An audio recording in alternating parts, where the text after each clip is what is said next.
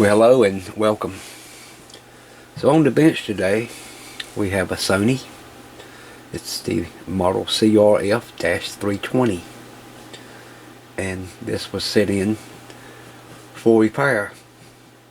Now the owner wrote me a nice little note telling me some of the problems that the unit is having. So we'll be looking at those, and I'll show you what I normally do when a piece of equipment comes in. So what you're seeing is what I am seeing for the first time. Usually when a unit comes in like this, I'll give it a good cosmetic viewing to make sure that everything looks okay. I also will take pictures, and this, you know, just to see if something gets scratched, I can go back and look in the pictures and see if it was like that as it came in, or if it's something that I did during the repair and disassembly of this unit.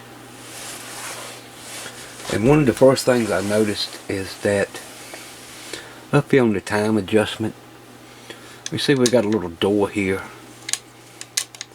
that opens and closes. The one on the right side is missing.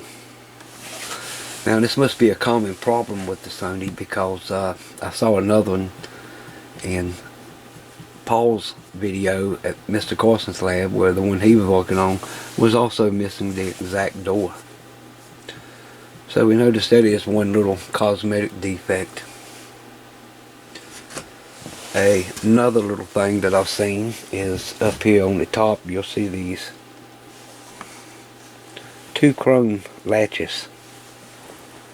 And there's a little paint mix on both sides where the cover, if you don't pull those tabs up and you're closing, it will nick the top of this and put a little scratches on it. But other than that, that is pretty much it as far as any cosmetic defects that I see. This unit is really spectacular looking. It's amazing just how well the unit looks. And also the design of this is just immaculate. I just love the way that Sony has put this together and how everything just kind of flows together on it. A very beautiful piece of equipment. So what we're going to do is turn the unit on, and we're going to start looking and doing what I call a functional test to see what's going on. And you know, a lot of the problems in these units are mechanical instead of electrical. So before you can do any electrical repair, you need to make sure all the mechanical stuff is working correctly, because the mechanical stuff can throw you off when you're doing the electrical part of it. Fortunately, this radio electrically seems to be in pretty decent shape. And so, you know, we need to focus right to start with on the mechanical aspect of it. So what I'm going to do, I'm going to shut the lights off, and we're going to turn the unit on, and the first thing we're going to do is inspect the lighting. The way Sony has designed this, the green tint behind the dials does not show up that good in light. So we'll darken it in here, and we'll look at it and see how it goes. So I have the lights turned off, and it's nice and dark in here so we can see the front of it. And what I'm going to do, I'm going to go ahead and put it on FM right to start with, and we'll turn the unit on. One stage, one mic, 4 comedians. I'll go ahead and shut the volume down, because right now we're just worried about the lighting. And you can see our clock is lit up and our meter is lit up. But I have no light in the FM portion of the dial. There's no lighting whatsoever behind that dial. So it looks like there's a bulb out or a bad wiring issue or something. Now we'll switch over to the long wave. And we can see that our medium wave, long wave dial is lit. Okay. If you hit medium wave, you know, it still stays on, no problem there. We'll switch on over to short wave. And we can see now that our clock, our meter, our shortwave dial, and our LED readout is on. So that is looking good. So we already know we got an issue with the light under the FM dial. And just so you can see that how much the that green tin is washed out when I start turning the overhead lights back on. And you can see it faded like this just with the light directly over the bench.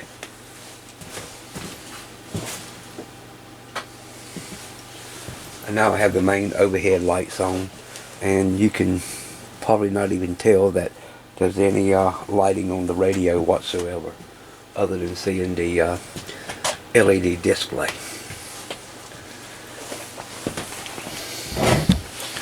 So we'll go back over to the FM band, and we can see that our meter went just about full scale and is moving.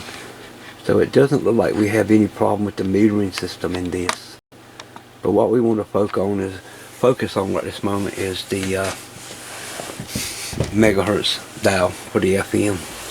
I'll turn the volume up.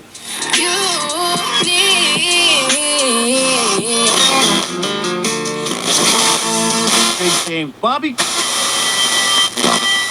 And what I'm doing, I want to feel the VFO dial for this band just to see how responsive it is, and if I get any slippage or anything in it.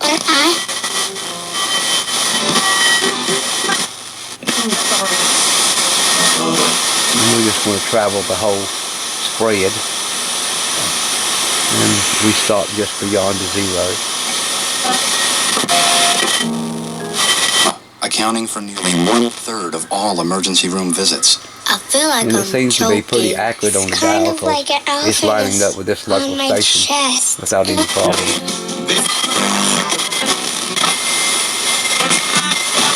Okay, now here I am feeling some resistance in the dial.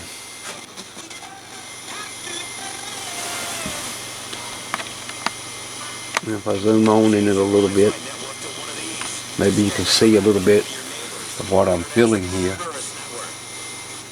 But right there it's a little tight, and I can turn on through and go through it.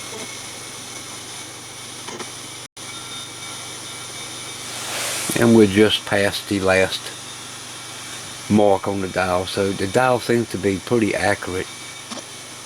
But I'm gonna say right up in here, yep, right around 100. It feels like to me that this gear may have a crack in it. Okay, I'm gonna switch on over to the long wave band selector.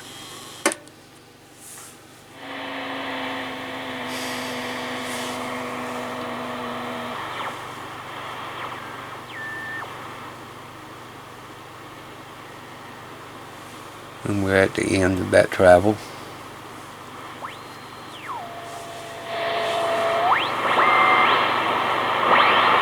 Usually ain't a whole lot around here during the day to pick up on long wave.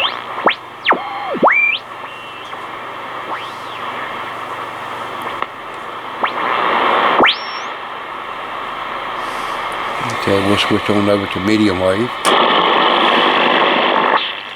We'll cut the volume down just a little.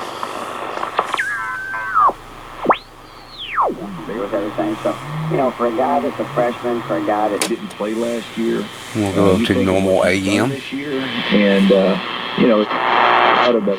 We just haven't won as many games as we want, which is your piece.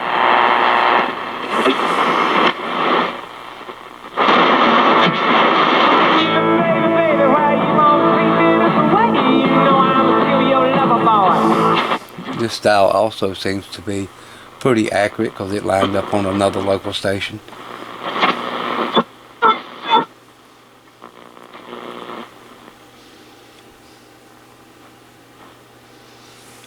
And we're at our end stop, and it looks like it's lined up.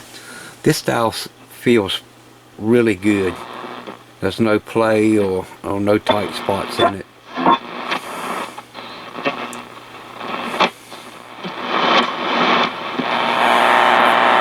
Okay, I'll turn the volume down. And we'll go over here now and focus on our shortwave dial. And I'm on the 7 megahertz. And this will go on 0 on your megahertz and 7 on your 1 megahertz dial. So now we'll check out the shortwave side. And the first thing I'm already seeing is that we're at 700 on the kilohertz. But up here on the display we're at 7.229. So that's another giveaway right there that there is a problem, as the owner said, in the shortwave dial. So I'm going to turn the volume up. And when you go on shortwave, the first thing you want to do is go here to your antenna tone, and you should be able to adjust this to around a 7 and peak out for noise. But as you see, as soon as I go away,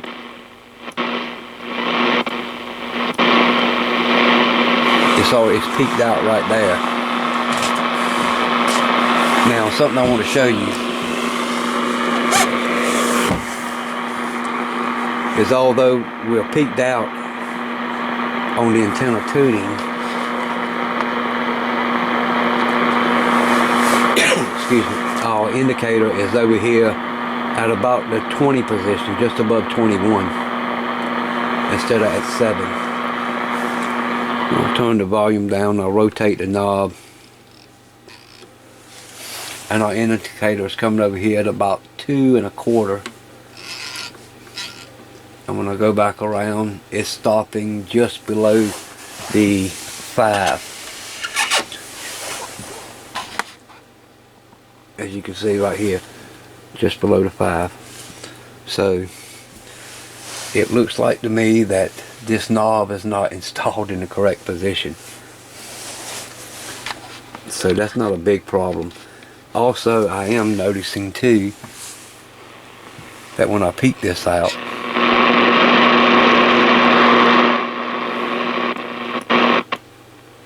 you can hear right there, it's completely gone dead.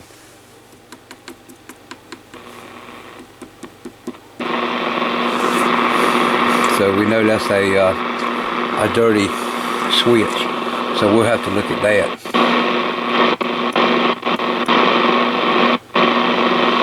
Okay. So we pretty much know what's going on there. Then we'll go back here to our main tuning. And this time of day we're probably not going to hear a whole lot. I'll tell you what, we'll go lower sideband.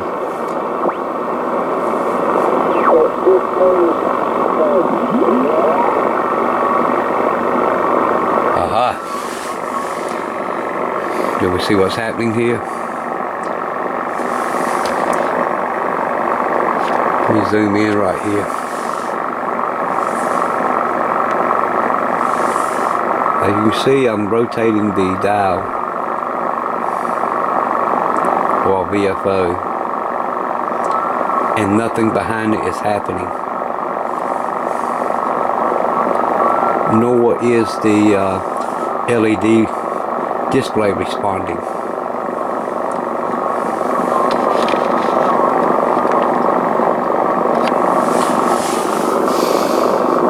I can feel it hit there, and I can feel it hit there. Now we're getting a response. Again, the analog and the digital is not corresponding with each other. And if we notice right there, everything is quit. Now it's trying to turn again.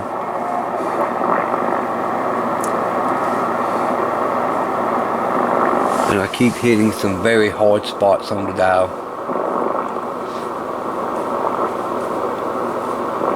So we're going past the 0 and we're still traveling. The display has stopped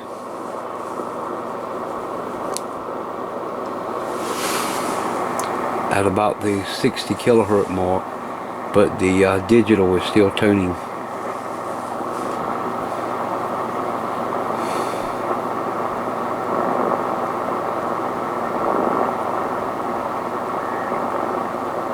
There, and we're at the end of the display range. So we'll start tuning back. Now we see our display starts moving. We're still tuning here on the LED, but nothing is happening on the analog scale. Now it's rolling again. And now you can see just how far off we are on the two. We're getting near the end of the frequency range, and we're just shy of 600 kilohertz.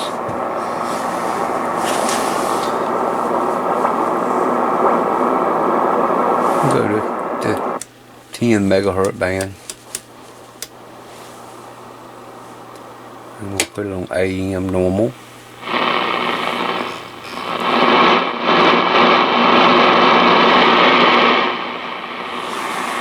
Good response on our single meter, so that's good, because a lot of these single meters are either stuck or have quit working.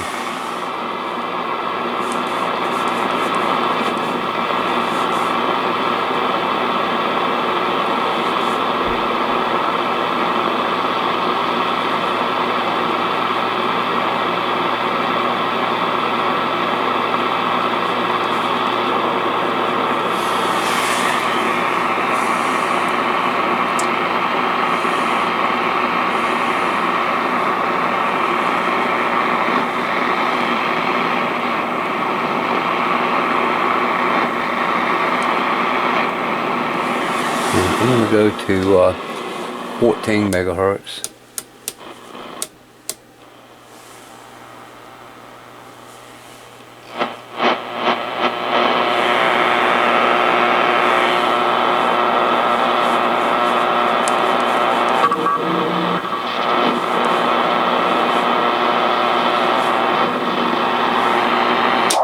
Switch over to CW.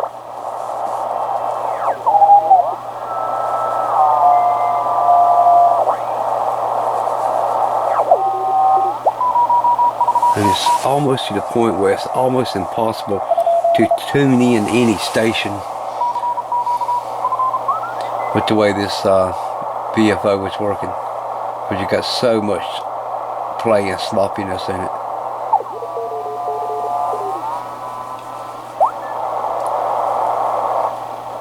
We just completely jump over the stations.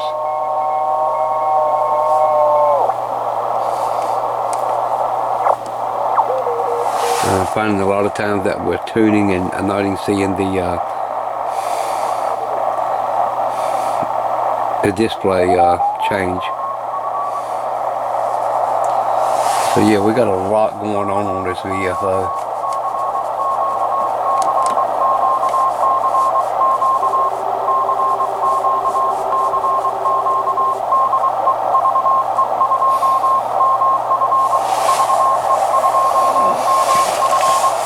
Well, as we can see, we're pretty much we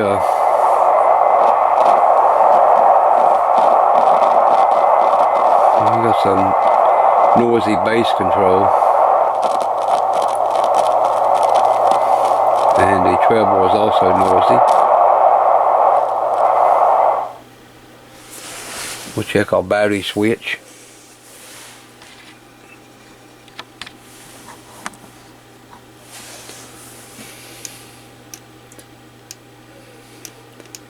And we're getting an indicator, and we can't, really worry about the light switch at this time. So it looks like we got our work cut out for it, and looks like most of it is mechanical. So the next step is to start disassembling the radio. Now, before you start tearing this thing apart, make sure that you take plenty of pictures of it, so you get all the knobs back in the correct place, and you don't have anything mixed up this way. Also remember, we are dealing with mains voltage inside this, so if you do so, you're doing so at your own risk. Be very careful, you know, and try to prevent any electrical shock or shorting anything out. Don't want nobody to get hurt. So to get this face off, we're going to have to go ahead and remove all the knobs. And then we'll take out these 4 screws here. And we should be able to pull the front face right off. So when I start tearing equipment down, I got several of these trays here. You see that? I've got several different compartments in it of different sizes and stuff. I use these to put all my parts in and my screws. That way I can keep everything separated and I know exactly what it goes to. Because when we're getting into a unit like this, we don't know if we're going to have all the parts in hand. And we just don't want parts laying around on the table to get lost. So I always use these little trays. They come in real handy when you're disassembling stuff, when it keeps all the parts organized.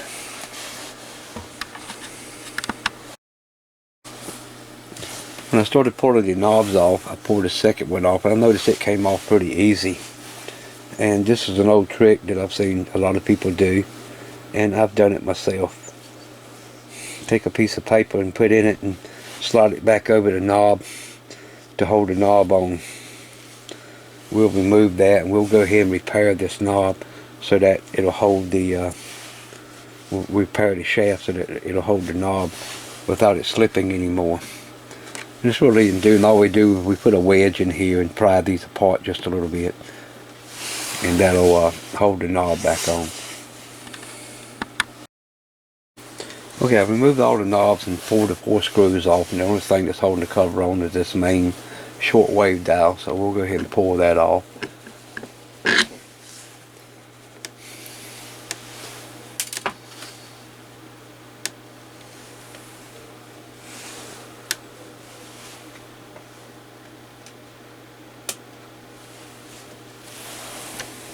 And this will just pull right out.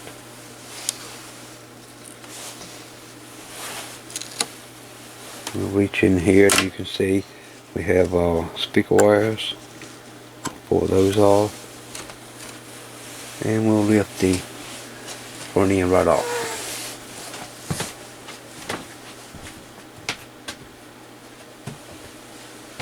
And we went and put that into a safe place so we don't worry about ruining that.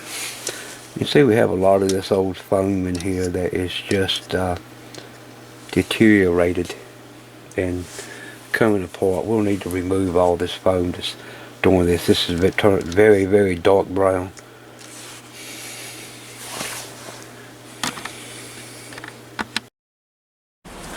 So at this point what I like to do is just go in and just look to see if we see anything that's you know, out of the ordinary, any broken parts that's fell down or anything. You know, just give a good general inspection.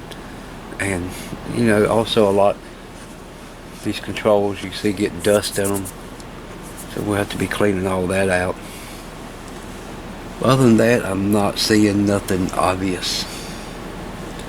Everything looks to be in pretty good shape, other than the deteriorating foam.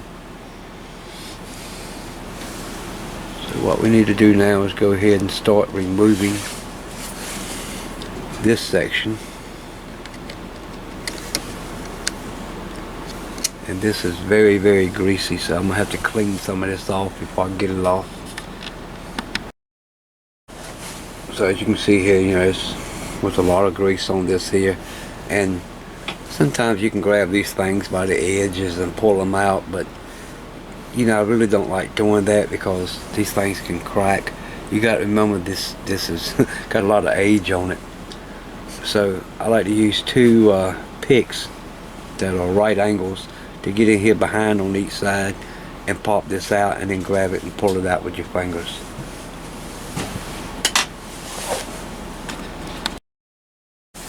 Okay, now that we got that out of the way, we'll go ahead and move these 2 screws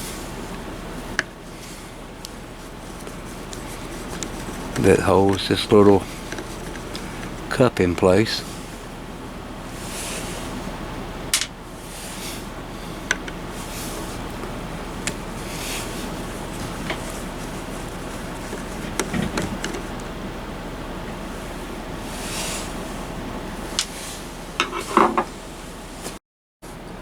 So right inside this little cup there is a spring in there, and I'll use a pick to go ahead and pull the spring back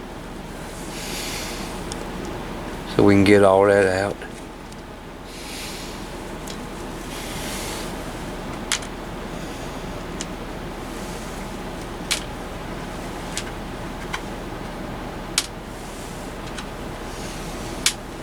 Again, it makes it nice with my little tray over here, so I can put all this assembly in one location, and it doesn't get mixed in with all the other parts.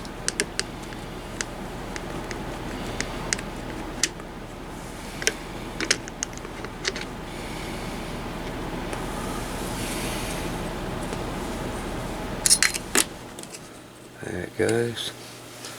Oh, cup fell right out.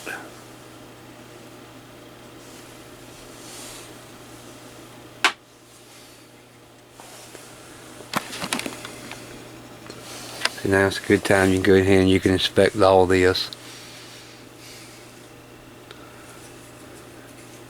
And let me show you the fun stuff.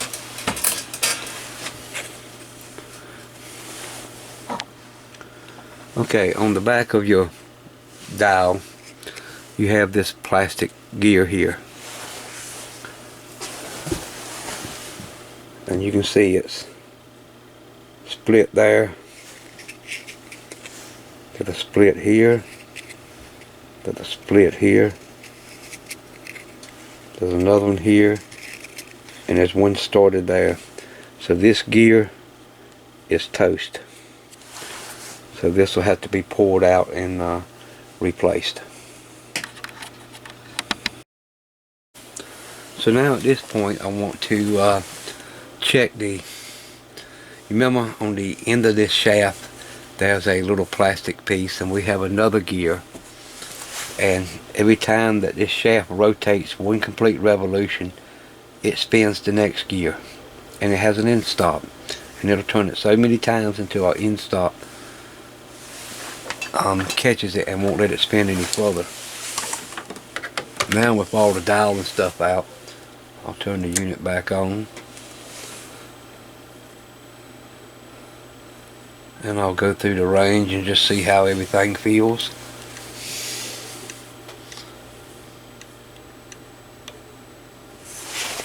And there we're at our end stop.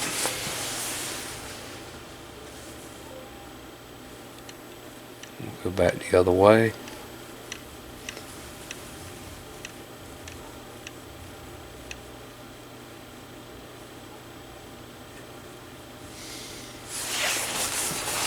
And we're pretty much at our end stop there. That feels pretty good, so I don't think we have the same issue that Paul had on the one he restored where this plastic gear was split.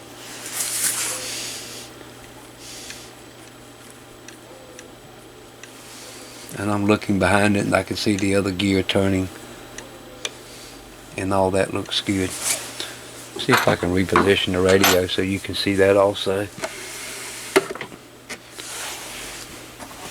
Might be a little tough here.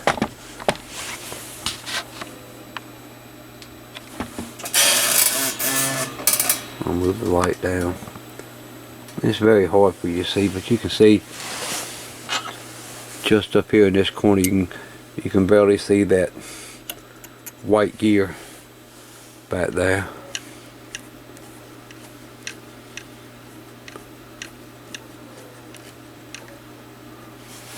So it looks like all I need to do in this area is just clean this up and put some fresh grease on it. And we like to use silicone grease. We don't want to use any other type of grease. And that should take care of this part. I think we'll be okay on that.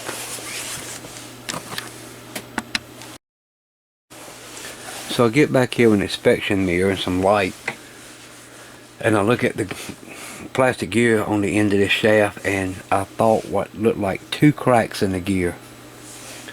But luckily I was able to get this paper towel put behind it and get back there and rotate it, and it was actually the old grease that was on the gear. So I got that cleaned off, and I don't see any cracks at all in the gear on the end of the shaft. So I really don't think I need to go much further into this other than to clean it and grease the gears on both sides. So that's you know, that's very good. It takes a bit of work to sit down and get all this back together like it should be. So if you remember, I was telling you that our antenna tuning switch acted like it was a bit dirty and that we were going to have to clean that. Well, this cannot be serviced from the front or the back. We actually have to, we get in here and you can look and see that that goes into a box behind it. So to get in there and clean that, we will have to, you know, go in through the back. We'll have to remove these screws and slide this module out. And this way we could open up this can and get that cleaned out and get all the contacts cleaned out. And this one here will be pretty easy. We can remove these 2 screws and go ahead and clean both of these parts where we added. Now these 2 up here are a little bit hard to get to also.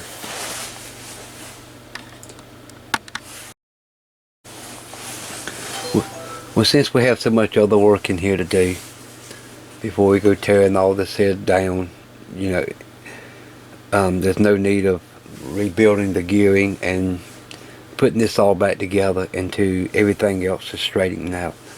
So we'll go ahead and take these off on this side, our megahertz and kilohertz dial, so we can get in here and inspect both of these and repair this one that we know that's got to be repaired. Then while we got these off, we can go ahead and pull these 2 switches out and get them clean since they are behind this dial.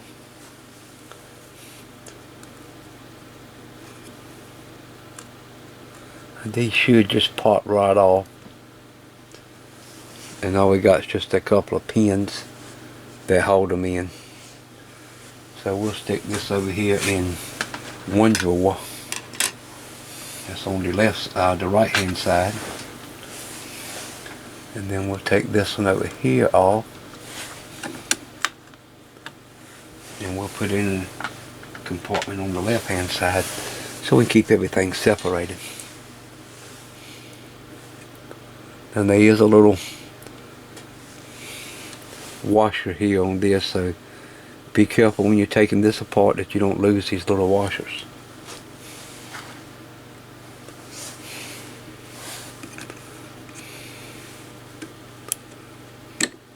You can see our dial will slide right off. And we'll go ahead and get this one too. There's no washer on this side, so I'm wondering if someone's already been into it and lost this washer.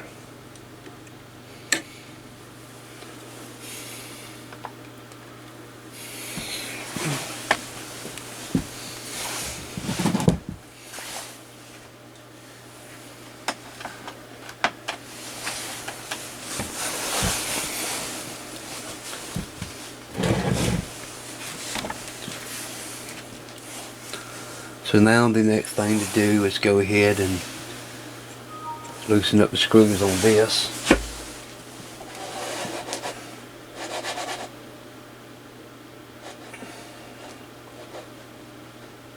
Okay. Got an email right quick I need to check. And that was very interesting. One of my viewers, or a new viewer, happened to saw one of the videos when I was working on the IC745 ICOM, and he has one that is in need of a bit of work, and it emailed me. Luckily he's local. He's within about 45 miles of me, So I'll try to get him worked in. He also has 2 Kenwood TS 940s.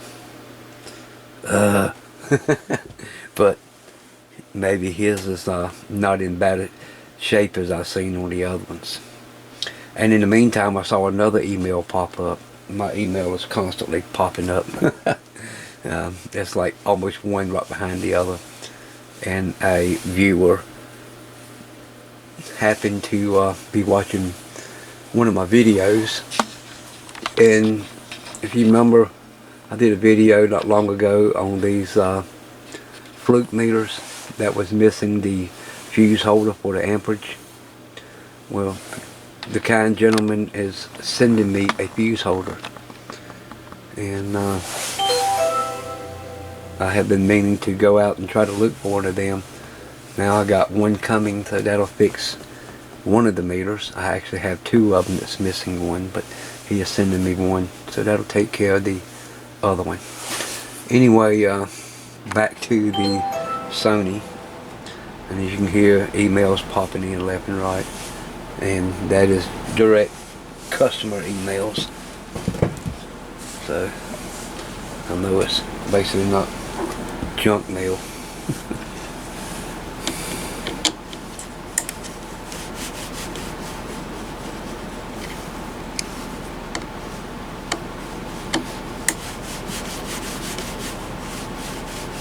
Get this off and get it repaired and get it all cleaned up. Go ahead and put the fresh grease back on it.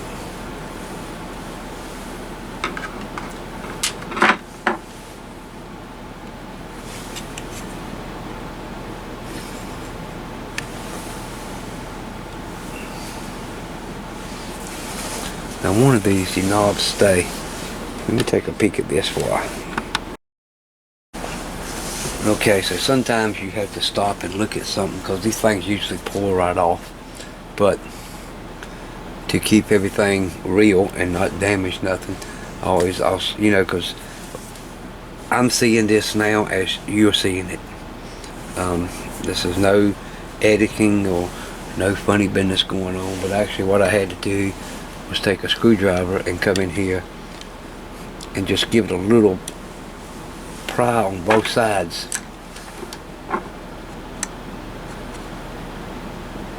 Because as you can see across here, it looks like some type of glue. And you can see it on the back of the control plate there. Now, also, right here is a little washer that you want to take off. It is kind of glued in place, but if your luck is like mine, the glue is so old that it'll working around and next thing you know it's fell off and it's gone. So we'll stick that right in the tray. Now we can examine our gears here.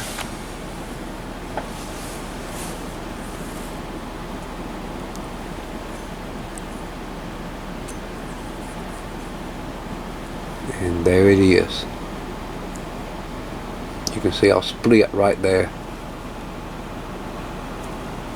You can see where the gear is separated. So when it goes into the other gear, and there's a hard spot. So that gear has to be replaced.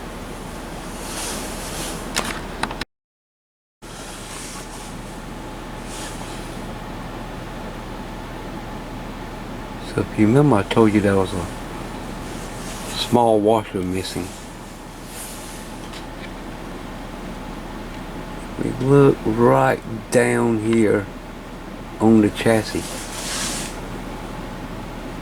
We can see a washer sitting there, and I tried to move it with my fingernail and it is stuck to the chassis.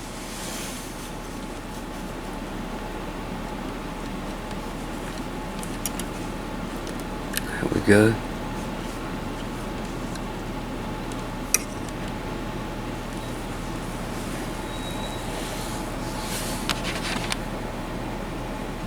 there was our other missing little washer.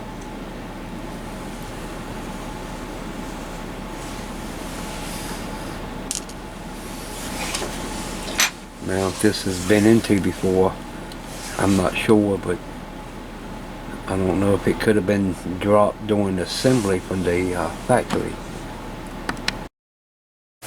So we'll go ahead and get our other plate off. This way we can just do all the repair at one time instead of putting one on, taking the other one off, and get everything in here cleaned up.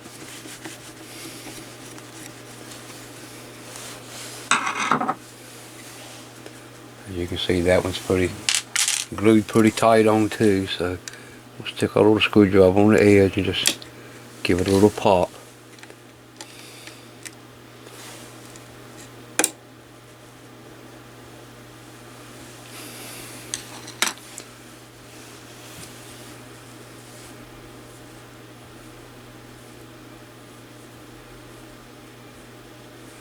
We'll put this under the magnifying light here.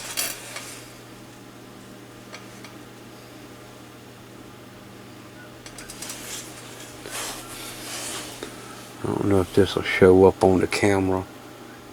Probably won't. Well, you can see it. Let me get a pointer.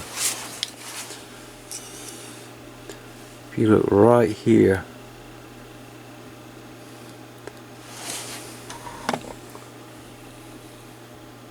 yeah, right there at the bottom, you can see that gear is starting to split.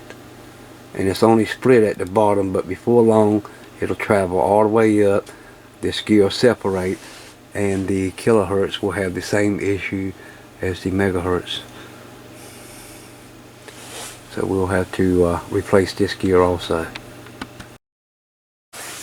Now, like Paul, if we had a good hobby store around here, I'd run down and get some metal gears and bore them out and press them on. But unfortunately, we do not have that. All the hobby shops we have is closed up and gone. But what we have here is two brand new original gears to go on each shaft. And we also have our big ring gear that go on the back of the shortwave dial. And those were supplied by the owner, so he always done his homework and knew about what needed to be done. So as you're digging, deeper and deeper and more layers into a unit like this, always keep your eyes open and look and inspect and see if there's anything that's out of the ordinary. And when I got the radio turned, it just something caught my eye that I want to show you.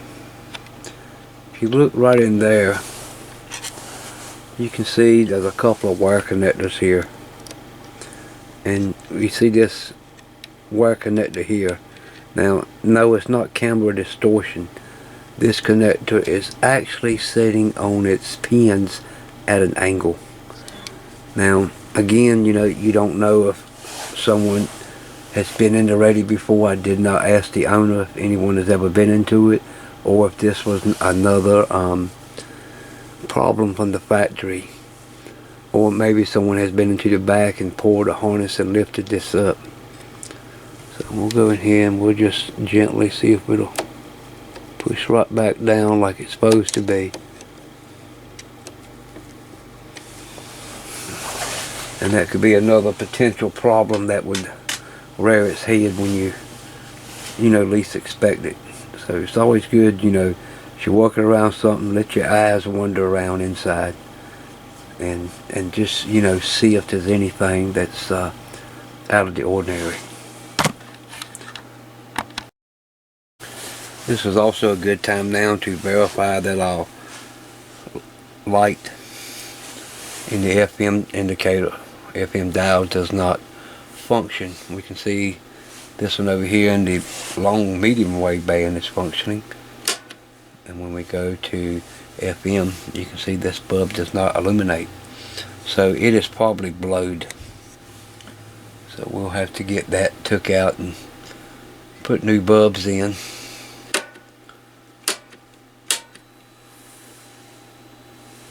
And we can see our shortwave bulb is lighting. They're not very bright bulbs at all. Then they have a little green tinted boot over top of them, and that does cut the brightness down quite a bit.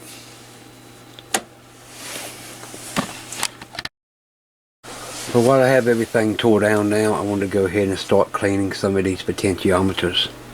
Now, we got the two here, and these are not just potentiometers, they are switches. But they're, you know, built on the same base as a potentiometer would be. So we have a little open case on the back with our circuit board that sticks down below them.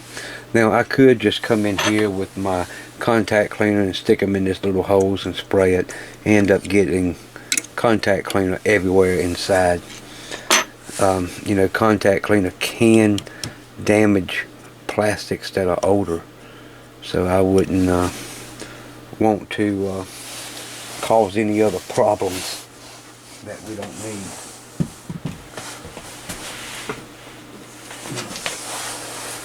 So what we'll do is come in here and just remove these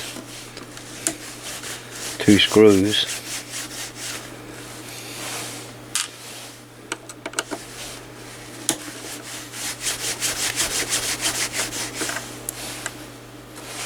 And this is another thing I like the way Sony designed this. They make some things very easy to service.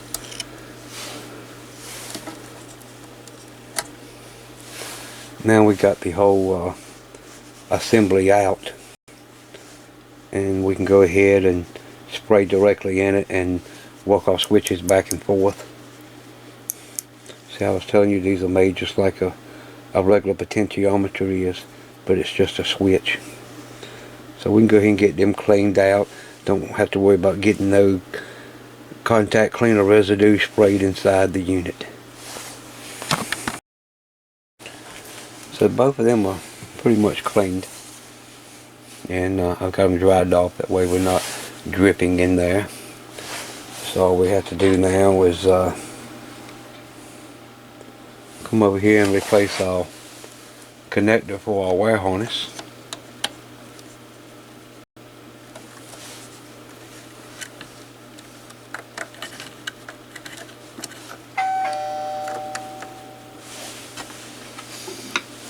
My grandkids, they're 3 years old. I got two twins, a boy and a girl, that stay with us. And every time he hears my phone send an email, he goes, "Ding dong." They love it to death. It just tickles me to be able to spend time with the kids. Okay. So these are back in place, and this one over here on this side will be pretty much the same thing. We'll just take it loose, pull it back, and then we can clean these. And then down here on the bottom, we should be able to remove these two screws enough to pull this head back and clean these controls down here. And we'll be able to do it outside of the unit, so we're not getting residue from the contact cleaner everywhere it doesn't need to be. So as you see, I've removed the screws and I'm able to pour these out. Now, as you can see, Sony was thinking when they built these, because they made it very serviceable. So now all I have to do is remove these wire harnesses, and I can pull these right out. Now whenever you're removing harnesses, don't grab it by the wire and pull it. Grab it by the connector, you know, on the edges. If you can't get to it, you can get a pair of needle nose pliers in there and pull them out. But you don't want to damage the wires or pull the wires out of the pin. Although we can go in and replace pins in these type of connectors, you know, that's just more work you're putting on yourself. So now we can go ahead and clean these out, and it's a good chance, you know, time now to go ahead and replace this electrolytic here on the board.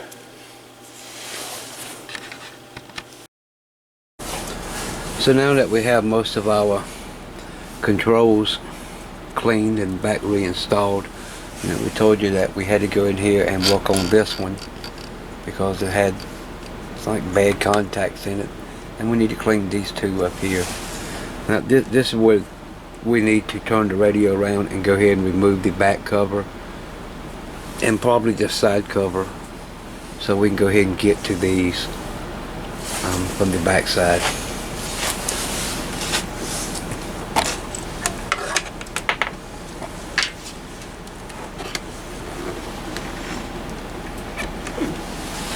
And these little units are pretty heavy too. You don't no longer need the power cords for right now. We'll go ahead and get them out of the way.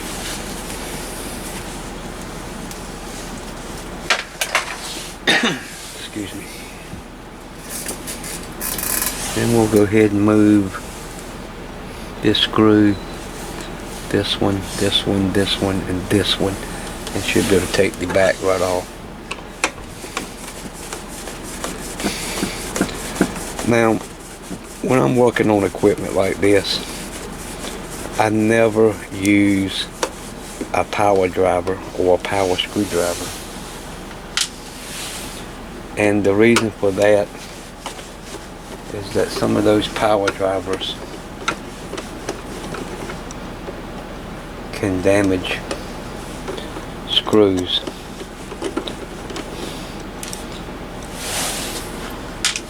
Or over torque a screw. So I always like to find the correct screwdriver to fit the screw and remove it. I've seen people grab drills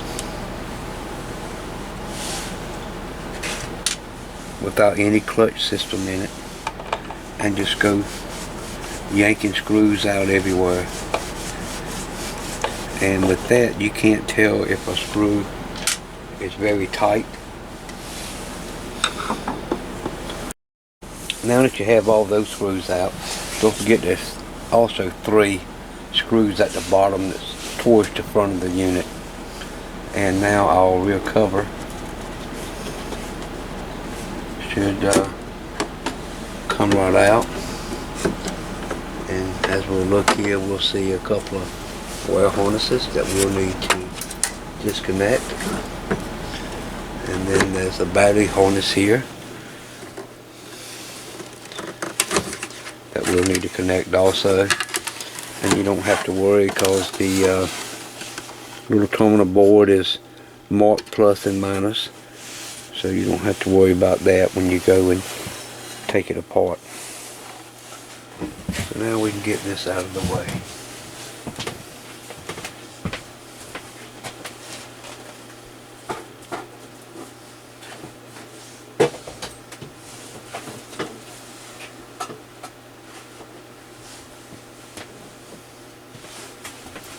So when I take this stuff apart, all the big covers go over to another bench that I have sitting there that's nothing else on it.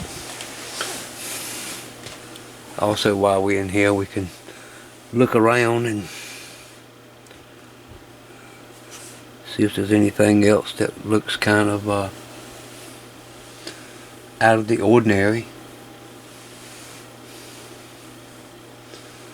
And things are looking pretty good.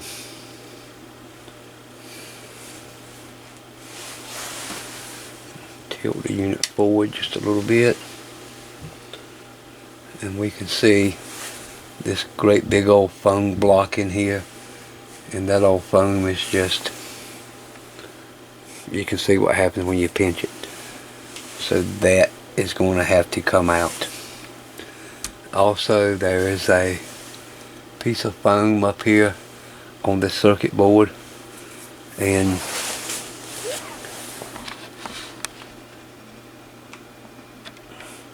you can see just how black and brown that has turned. And I'm pretty sure it's gone conductive. I know Paul did a test with a voltmeter and it shows his was conductive.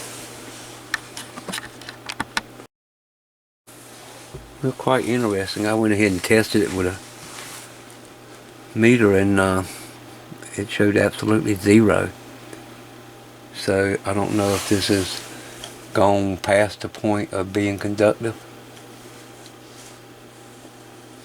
or has it got to that stage yet. But you can see just how messy this old stuff is, and when you squish it, it becomes very sticky. So all that has to be removed.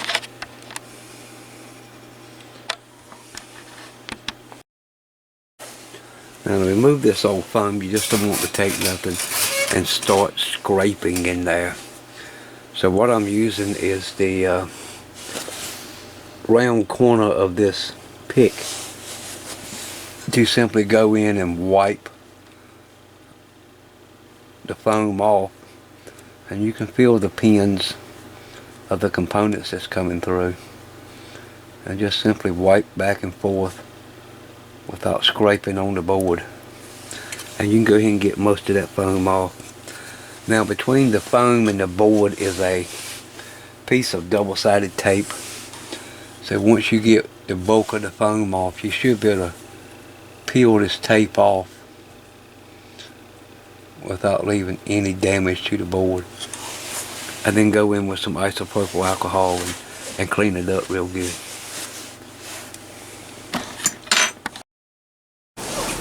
So I was able to get all that foam and double-sided tape off the back of that board, and without scratching it up any.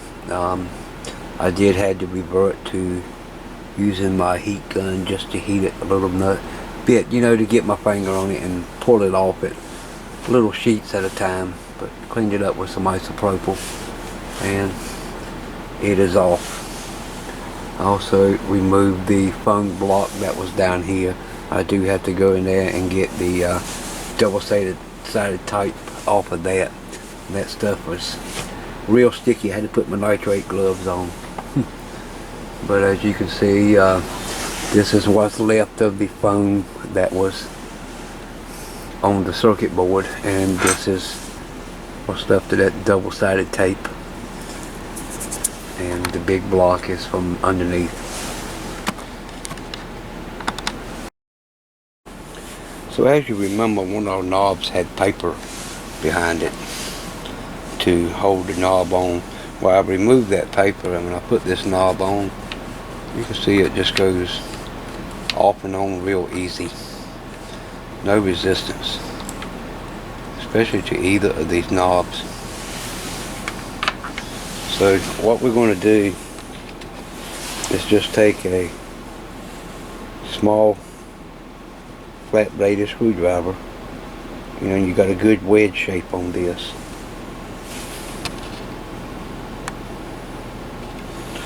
and we're just going to go in here ever so slightly and install it and give it a little pry out. Now you want to be careful doing that because these shafts can break very easily, so it doesn't take a lot. And now we can see our knob is on pretty tight. And we'll go over here and we'll do the other one the same way.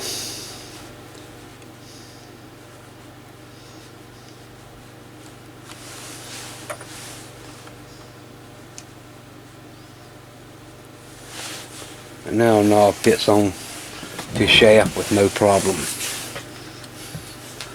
Now back in the day,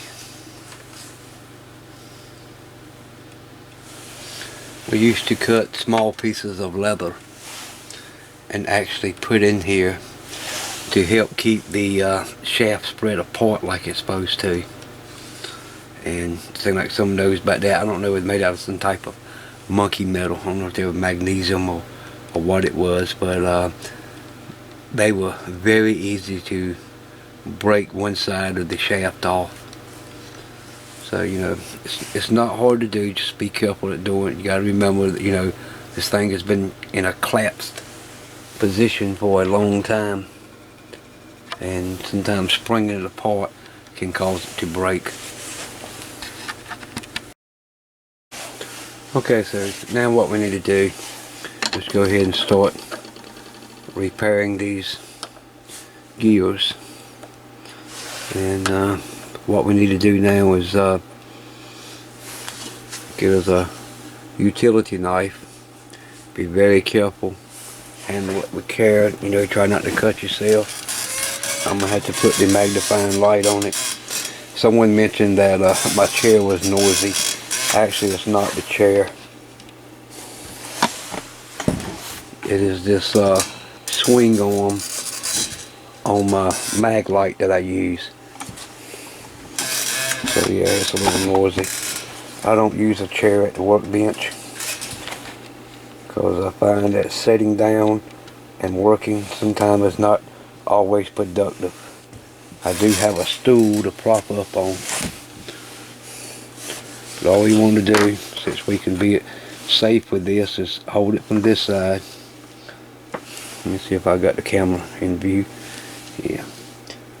Take your utility knife, go right in behind it.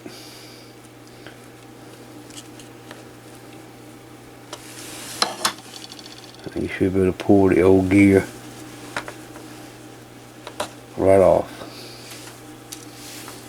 And that's all it takes to get the cracked gear off of it. Now I can go ahead and clean this up and get ready to install a new gear on it. So here we're looking at the old gear and the new gear, and you'll see that they are a little bit of difference. They are the same height, have the same bore in the shaft. You can notice this one has a lip on the bottom of it. The new gear won't. The old gear have a raised edge on the outer side of it. The new gear will not.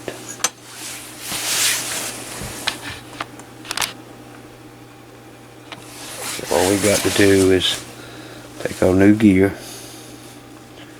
Now if you notice that the shaft is knurled a little bit, and what I like to do is just take a little bit of Loctite and put on the shaft, and then press the new gear on, and you can press it right on by hand. But before we press it on, we're going to go ahead and take a little bit of isopropyl alcohol.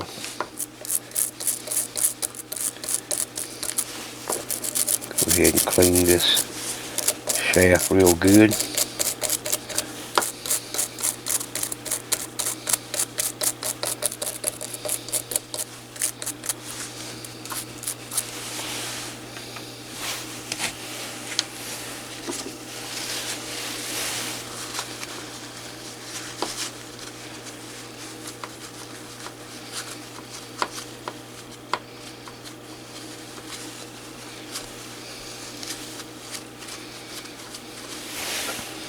We'll let this air dry for a minute, and I'll go ahead and put a little bit of 4-1 Loctite on it.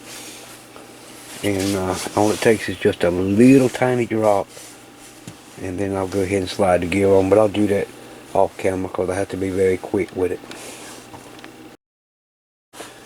And there we go. Our new gear is all installed.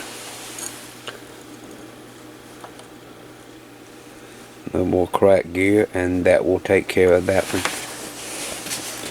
Now, although that this other gear is not cracked on the long range rave medium wave, since I have the other gear, I will go ahead and install it, and that'll be a little preventive maintenance for on down the road. Okay, so now what we need to do is reinstall our FM dial shaft and components. And since we have our gear on, I have several little tools that I made up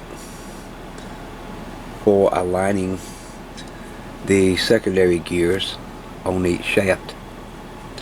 And these are just made out of basic old coat hangers, not the big ones. These are the small ones that are painted white. So what we need to do is take this gear, and you'll notice you'll see a hole in it. On the back side of the gear there's also another small hole, and what we want to do is just align these gears so this hole is directly in line, and then we'll insert this tool. That slipped on me. A little bit hard doing this around the camera.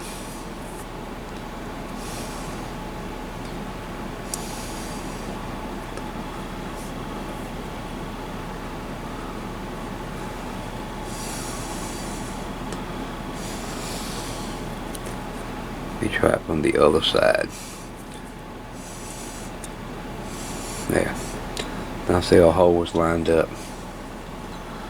Then all we got to do is just insert this. Get it right on the gear. Well, we got both together. And at this previous time, it doesn't matter where you're putting this at. Now we can remove our little alignment tool. And at this point, take this shaft and rotate it all the way clockwise until it stops. And as you can see, there's a dead stop here on the bottom of this gear. Okay, so that section's done.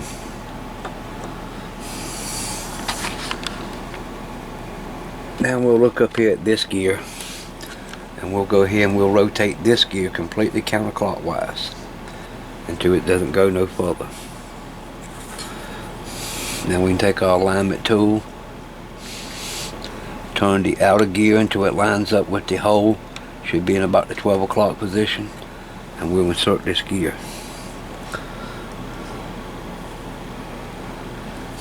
Now if you notice that little washer I told you about this up here, at this time you can go ahead and put it back in place. Several ways to do that. You can use a little small amount of glue just to stick it, or you can use some grease just to hold it in place. So now we should be able to slide this right in. Oops, turn on me just a little bit.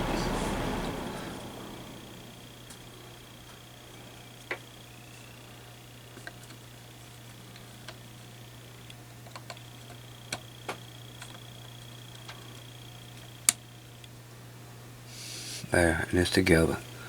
Now at this point I'll go ahead and put the screws in it.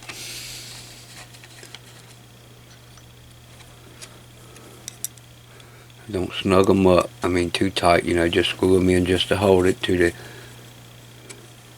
everything in. Go and get all 3 screws in.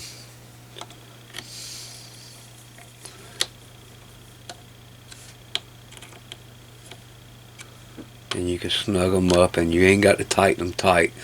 You know, you just snug it right up. Now, at this time, you can go ahead and put a little more silicone grease on here. Simply all we got to do is just remove this tool out of the way.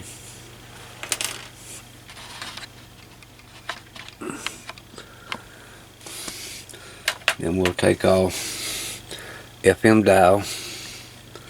Don't worry about aligning it yet. Oh, wrong pin.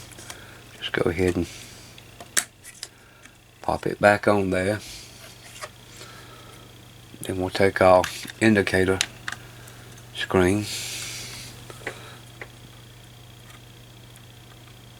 and what we want to do is just advance this around to that little yellow dot and put it right. If you look on the screen, you'll see a little yellow dot. Just put it right behind the line. Now we should have a good full travel all the way around.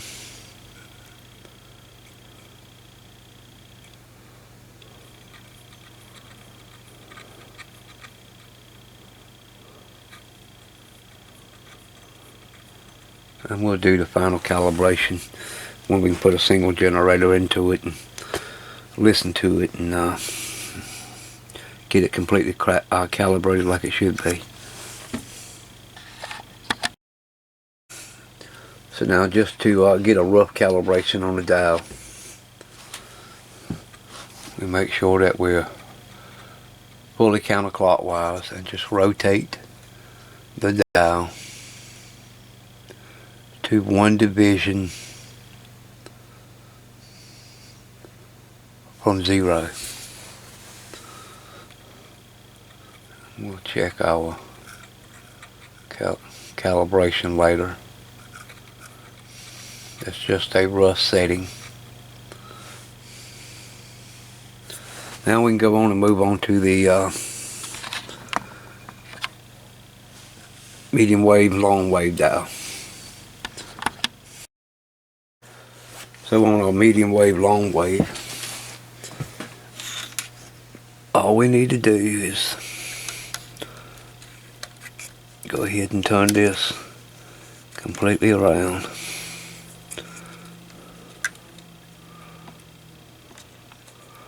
And we should be able to find our hole. There it is. That'll just hold the tensioning gear in place.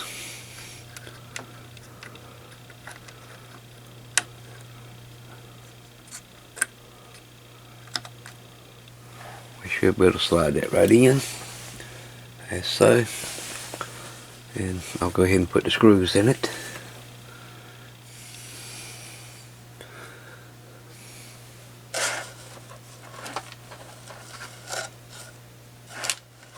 And one thing I did forget to do was put the washer on, so that ain't no problem. We can just simply pull this right back out.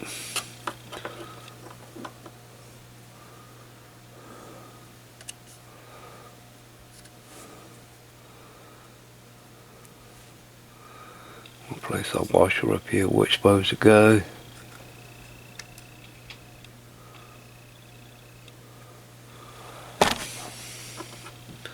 I'm sorry for having to work right behind the camera.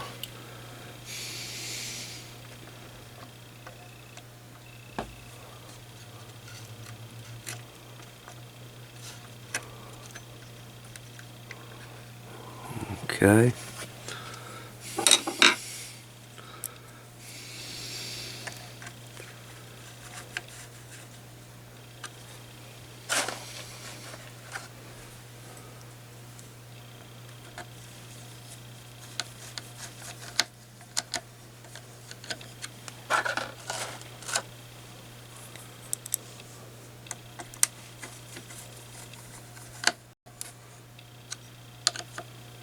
Go ahead and snug them down, and we'll just work our pin out.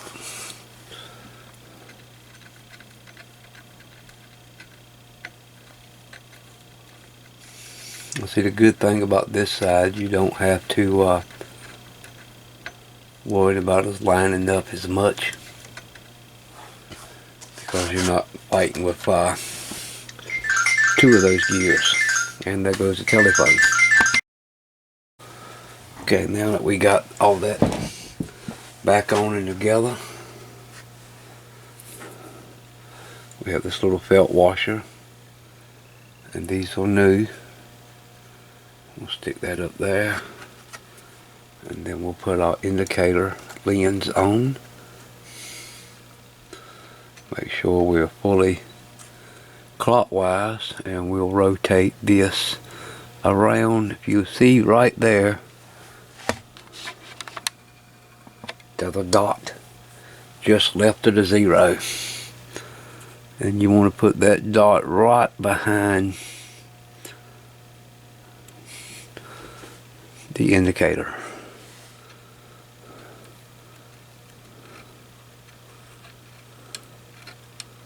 And we've got good full travel all the way through.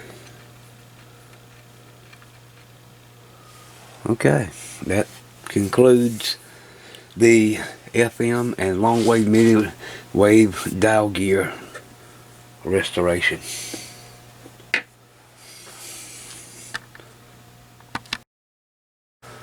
So I have the unit sitting up on its side. I'm going to remove the right hand side panel, and you do this just by removing 2 screws on the side and 2 screws on the top.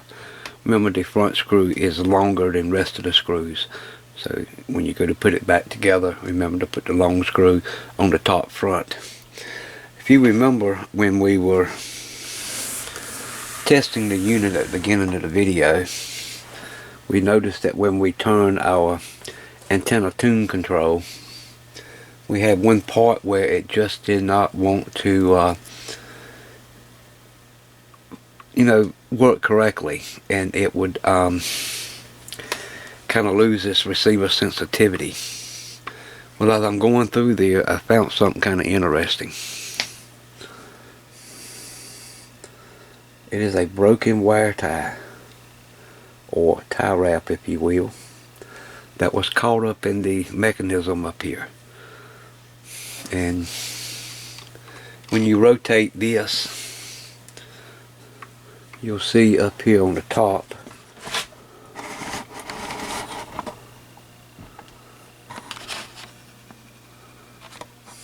that we have another gear, and it have a dial string on it, and this goes up and goes over to the other side. So when you rotate this, it also turns this gear at the top. Well, if there's anything in there to bind it up, that is definitely going to cause a problem. So that was, I think, is a good find, and now I do not have to go through the headache of taking all this out and having to restring this dial gear, because that is a pain. And everything seems to be working fine in that area now.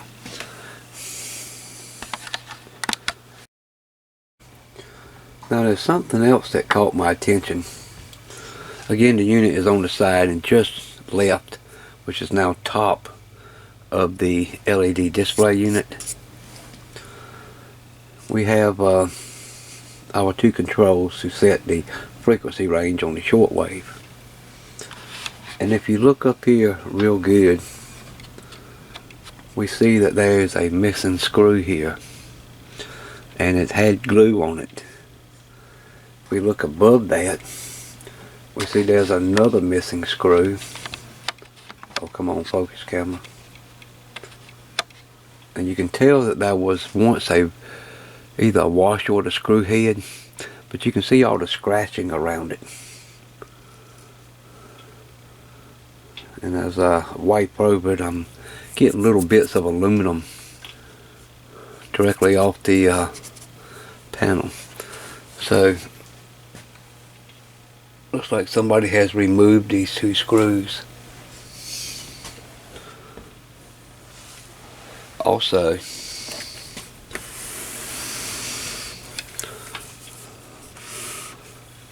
on the top of the unit,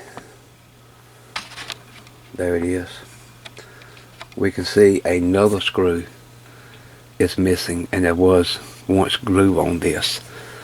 So we're going to have to replace those 3 screws. It's interesting to see that someone has, looks like they tried to remove this upper block and didn't bolt it back in place. So I'm going to have to look around and see if I can find some screws this size. So here I got an assortment of some of my special screws, which was some knob irons and some pan head screws. And I believe these will be just what we need to replace those missing screws with. Still, it intrigues me of why this unit was once taken out. Yep, it's right in there. Also, there's another broken wear tie up here. So this goes to really tells me, see, someone has cut this loose.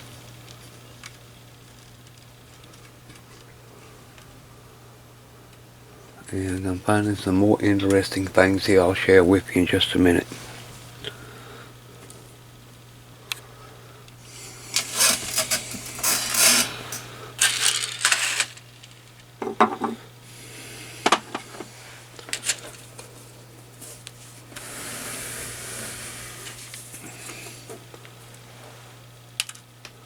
Okay. Got the radio moved in position. I do want to show you this right here. I'll raise the camera up some, and then I can zoom on it in it. You see this wire bundle right here? This wire bundle is laid directly on top of this standoff bracket.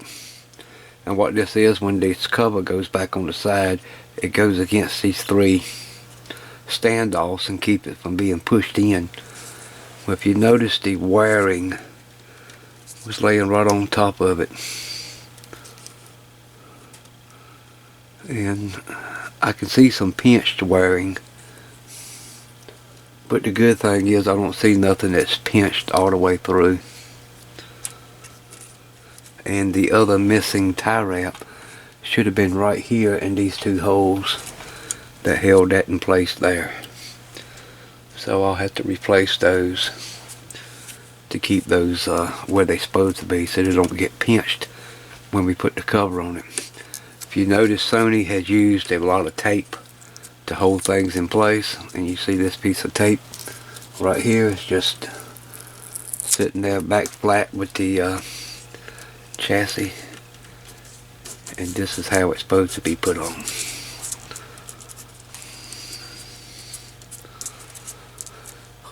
And was a piece of tape here that's now out and gone over here on this side. You can see the edge of the tape sticking around.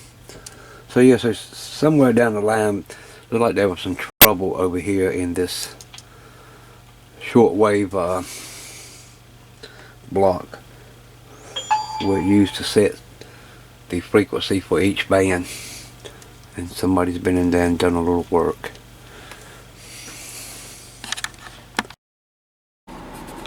Okay, we got our two screws replaced in the front, and going around I was able to find two more tie wraps that was cut and just flapping around inside the rig, and there was one here and one here that are missing. So I'll have to go ahead and replace those. Now on this side we can see our cable comes up and comes around. The other side, I don't think this is correct. See, the cable is going on this side of the antenna jack, and then it's coming back around and up against here. And as I look at these wires, I see pinching on them for where this side cover comes around. I believe this cable should have came around and went around this way on the outside of that, instead of in between this bracket and the cover edge, because that cover edge goes right tight up against this. So looks like I'm gonna have to go in and look at the manual and see if that's the correct way this is supposed to be. I just can't see it being like that. So after a little bit more further investigation, this is how the wires run from the connector straight around under the antenna jack and around here. The problem was these wires was bunched up like this, but what you want to do is lay these wires flat in this area, so there's not one on top of the other. This gives it plenty of clearance this way. So what I'll probably do is put a piece of tape on that just to hold that in place, because there's nowhere here for a tie wrap.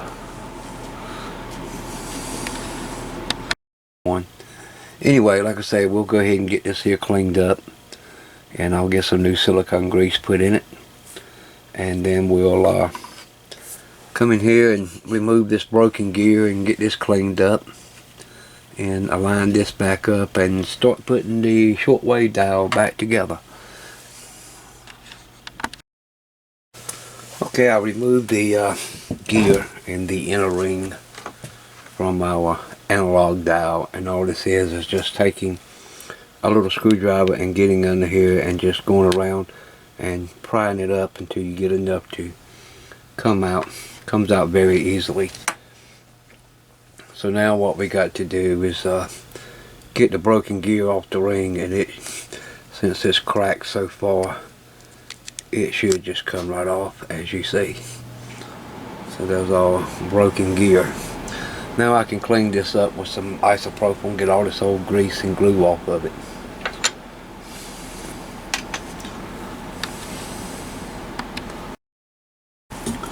Now we have our brass rings clean, and when this goes back together, this piece will ride in here,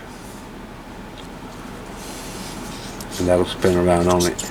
So we need to make sure we lubricate this piece when we put these back together. And it's a pretty good precision fit. There's no play at all in it. No signs of wear. So that looks real good. Next thing to do now is to get our new gear and get it installed on the outer ring gear.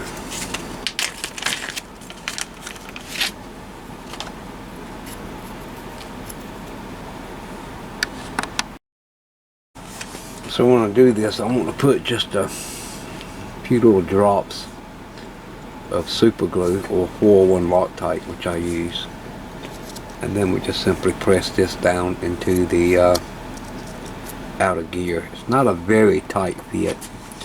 You could almost say it's a press fit, but you know, this will shrink over time, and it's going to get tighter and tighter anyway.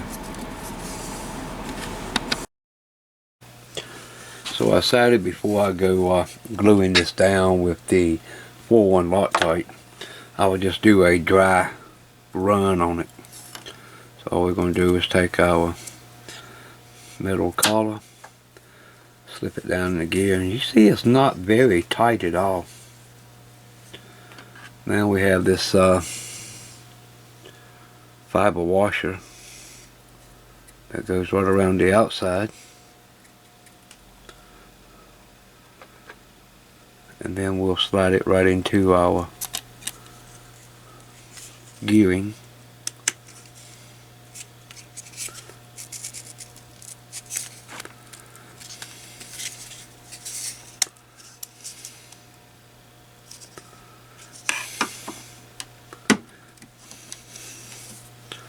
And we'll keep it flush on the back side. Now when we've done that, see, that got pretty tight on there.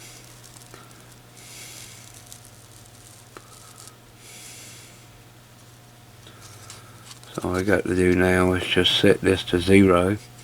We're not worrying about aligning the dial or anything, or worrying about tensioning the spring in this gear yet. We just want to do a dry run.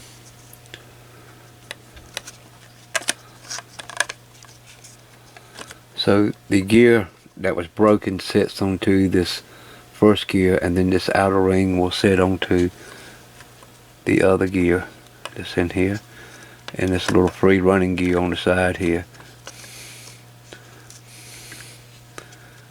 And you know, and just the purpose of this is just give it a dry run just to see how things are looking. We'll slide our insert collar back in.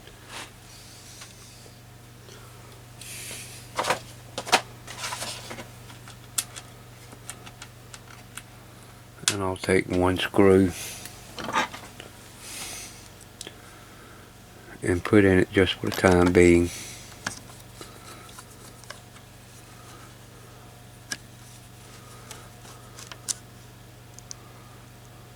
Again, all we're looking to do is just test and make sure that it is working like it's supposed to, and then we'll worry about aligning and lubricating anything.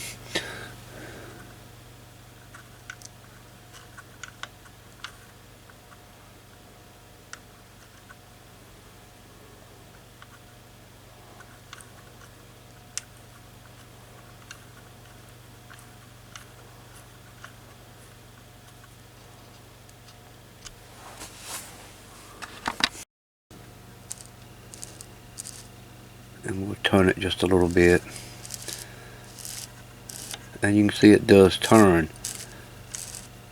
However, you'll notice that the dial will slow down and quit turning. And let me see if I can zoom in on this so you can see what's happening.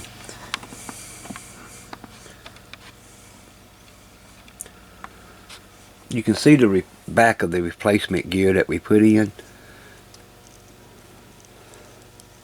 and you can see it's turning, and then it quits. So what's happening is the dial is slipping on the new gear that we put in. Now remember, I have not glued this in place. I just want to get everything, you know, just to fit up to make sure it works. So we'll pull this back out, and I'll show you exactly what I'm talking about. The brass ring, if I hold it with my fingers, it will easily turn the gear on the brass ring, and this is why it has to be glued in place. But what I had to make sure is that I have everything in position like it's supposed to be before I put any glue on it, because there is definitely a lot of slippage in this new gear.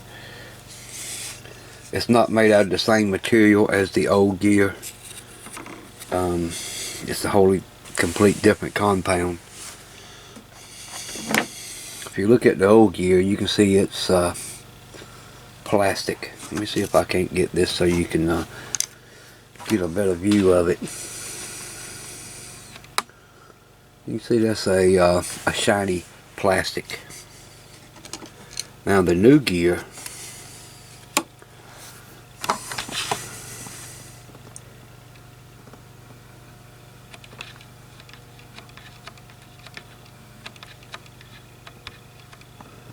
you can see it's a very dull finish.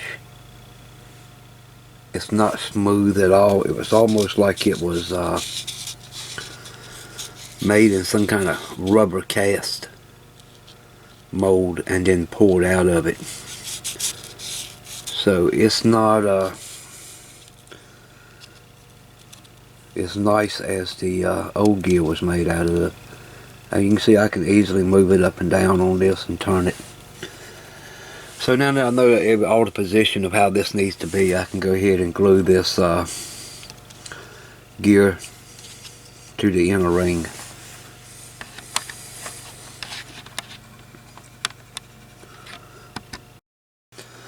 Okay, as you can see, I have completely poured out the shortwave dial mechanism, because whatever I did, I still had slippage in the dial that, you know, shouldn't have been there. And everything on the outside looked good. You know, my gear was glued in place. Everything looked fine. But I was still getting some slippage. So I wanted to get in here and find out just what was going on. Let's get some light here on the subject. And here is the control, and this is our main tuning dial, and this is our other holder. On the back side we have this large gear with a small gear, and then our small mini gear that turns everything. Now this doesn't turn very well when you get it out, because you know it's got to have everything lined up just right. But let me zoom in on this and show you what is going on. Now I'm going to turn the main tuning shaft and watch what's happening. You can see the big gear is spinning, but notice the small gear right here at my thumb is not moving. Well, here there is 3 set screws around this gear that has came loose or was left loose. So now the job is to clean all this up, probably pull this out, clean the shaft up. I know it's going to have some scarring on it from the set screws, and retension all the set screws and get all this lined back up. So that is the next project.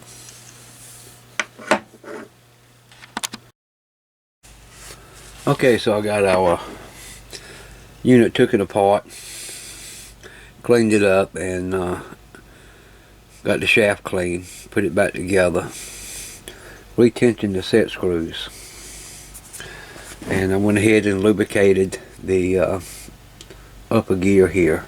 Now what I use when I'm anything kind of gearing that's metal to metal, I use this Dow Corning. It's called G-N, this metal assembly paste, and there's a lubricant. This will last forever. And another good thing, it does not become hard like your greases do. This stays pliable for a long time. And as you can see, it's good from 300 degrees to 750 degrees. So it's good stuff, and the cold won't hurt it. Heat won't hurt it, even though we shouldn't have to worry about any of this. Now anywhere that's metal to metal, even on our brass collar, I'll put a very fine coat of it around this, and I just apply it with a little applicator and just go around it. And that'll keep this thing lubricated for many years.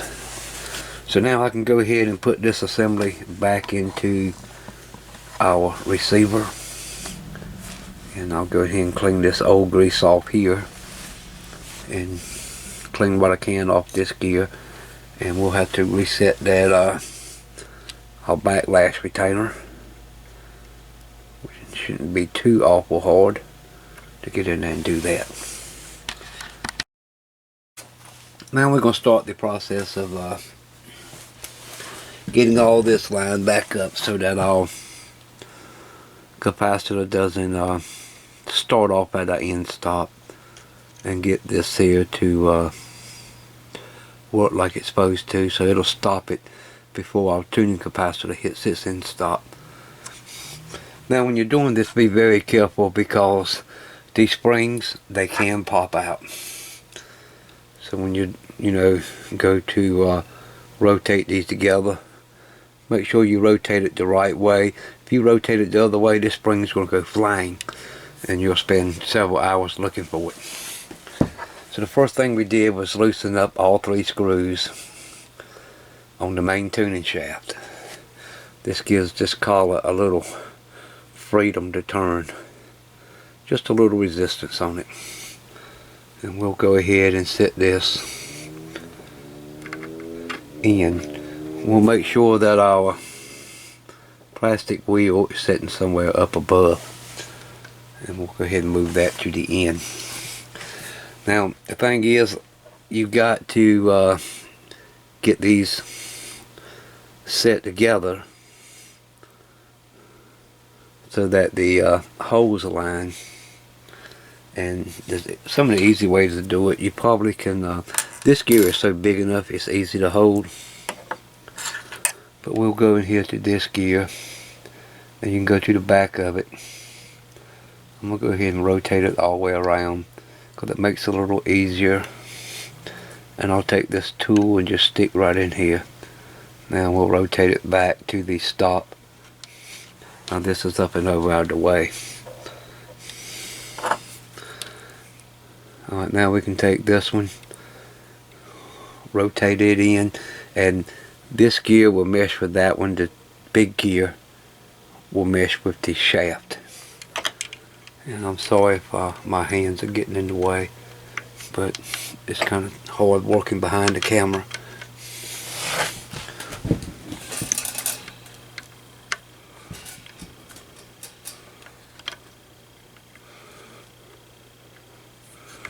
Get everything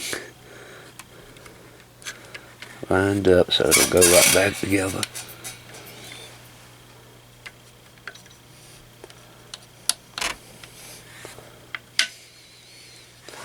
And there we go. So now at this point, what we need to do is reinstall this little faceplate.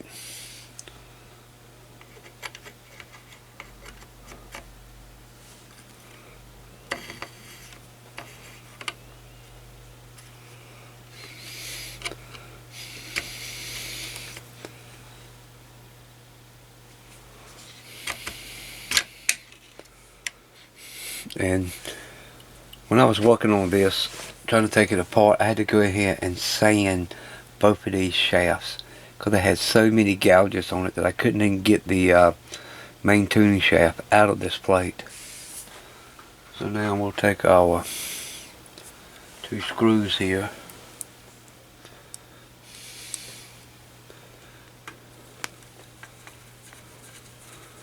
and it doesn't really matter at this point where those gears are lined up with at the moment, as long as we have our collar for our end stop loose so we can get everything set. So we're going to turn the unit on and we're going to make sure we got full travel.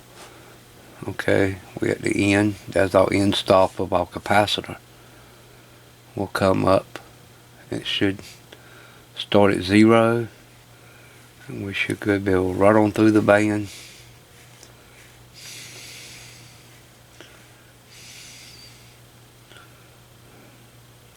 We'll back up a little bit. That's 999, and now we're at the end stop of our other capacitor. So that is looking good. So we're gonna go right on back down to 8000 and go past and hit our end stop and turn back up.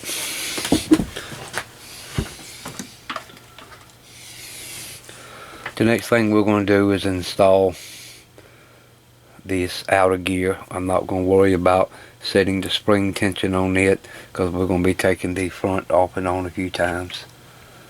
We should be able to just slide this back on and we'll tighten this thing.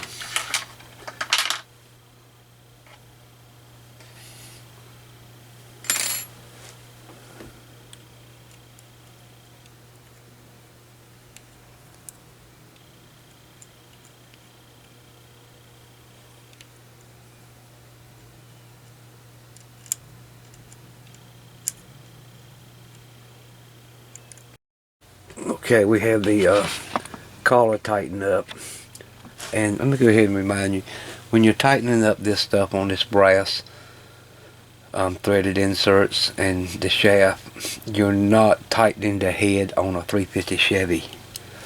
You do not need a lot of torque. Just snug. It's all you have to do.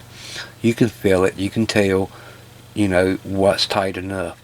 So do not over tighten them. Just snug them down good.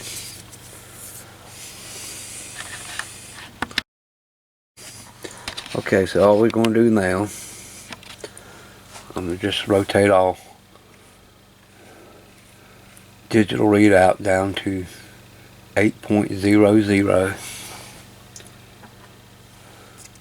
Then we'll take our analog dial. We're going to set this right in the center for 0. And we're going to set that in place.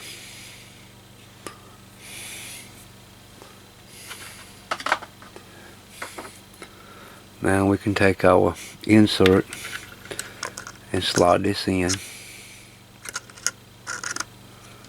and that'll hold it. And you want this zero, this line, you want the zero in the center of this circle and the line with this little indentation up here. Now to make this a little bit easier, we can take a felt pen and mark it like Paul did in his video, and then we can see it. Okay, now we can see our little line at the top a whole lot better. And we'll have that sitting directly lined up.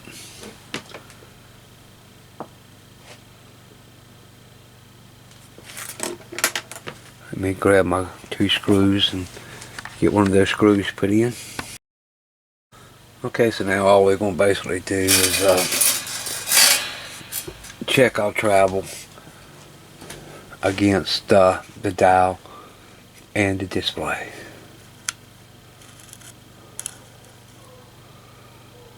That's about 50, 100, 200, 350,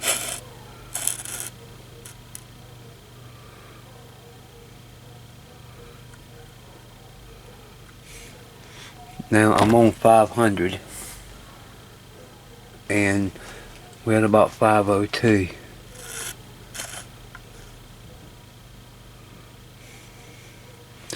At 600 we're about 602. It's going up to 800. We're at about 801. I was beginning to think that may be a tracking issue, but I think we're just off on our dial just a little bit. That's about 89.99.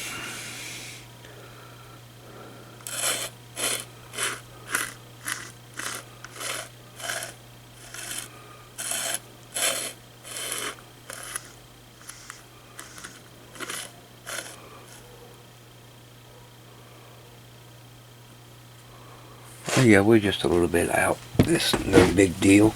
So at this point, all we got to do is just hold this and turn the out of dial just a little bit.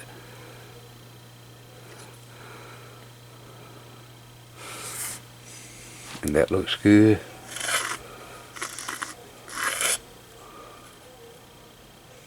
$50 looks good. 600 looks good. 800 looks good. So the only thing left to do now is to set the stops. And we'll run it all the way back down.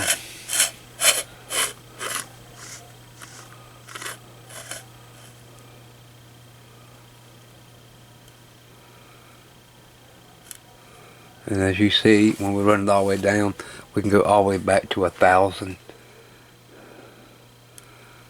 We want 3 of these bars down. So we'll line up this 3rd bar, and I'll take this out and pull it out and go in there and set the stop, and we should be just about the same on each end. So thanks to Paul at Mr. Carlsons Lab, he's already done a lot of homework on this for us. So I got the end stop set. I've got my little keeper here with our gears meshed, and you can see the keeper sticking out of the back of the hole. So all we got to do now is put the dial back in, making sure that we're at 0. We'll just go in here and we'll set it as close as we can back to 0.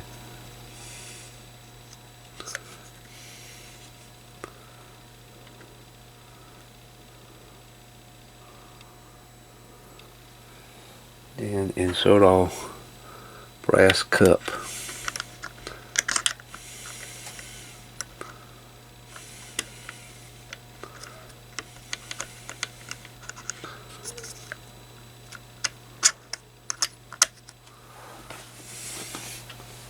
Now I can go ahead and put a screw back in.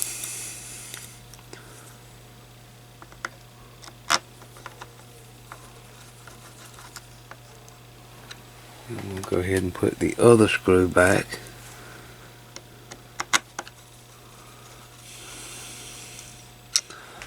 And we see our dial is off just a little bit. We can line this back up. Went a little bit too far.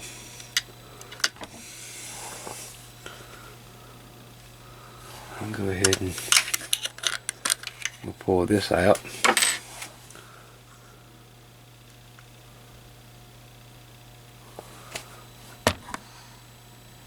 Okay, and we should be good to go. So the last couple of things to do on this dial is to install this little keeper, and all it does is go on the top shaft and sits in between the bottom shaft.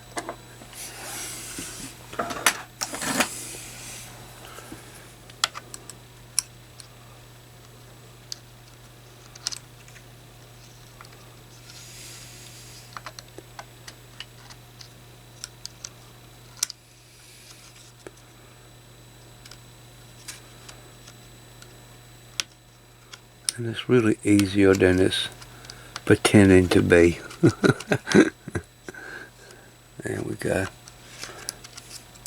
And all this does is just holds a little tension on both shafts to keep them from being so loose.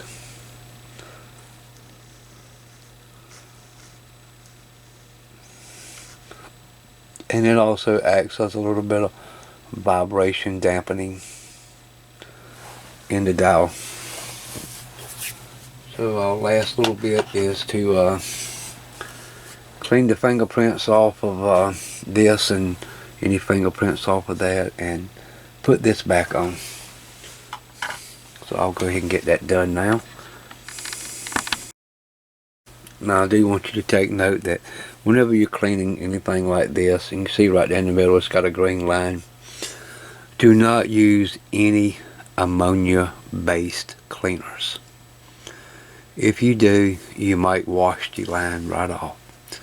So be very careful at how you're doing this.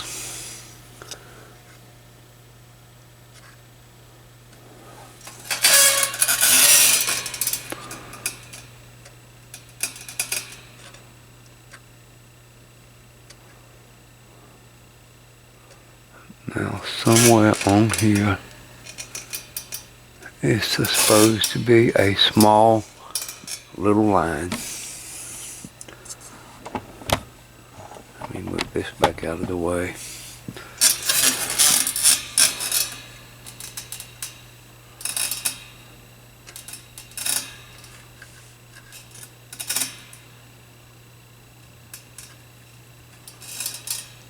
Because you got to stop on here. You want this thing to be centered.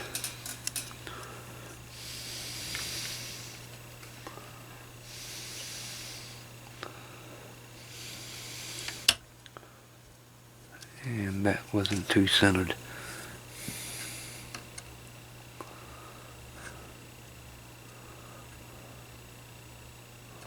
Okay, let me pull this back out and do it again. It's hard working around the camera sometimes.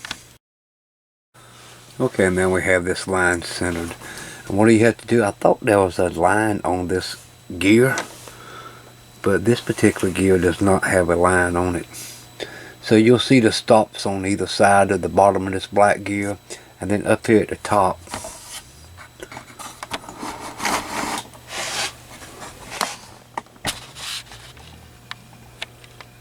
You can see that piece of plastic, that is a stop for it. So now when you rotate this, you see that comes around to the stop. So you want to get that halfened up.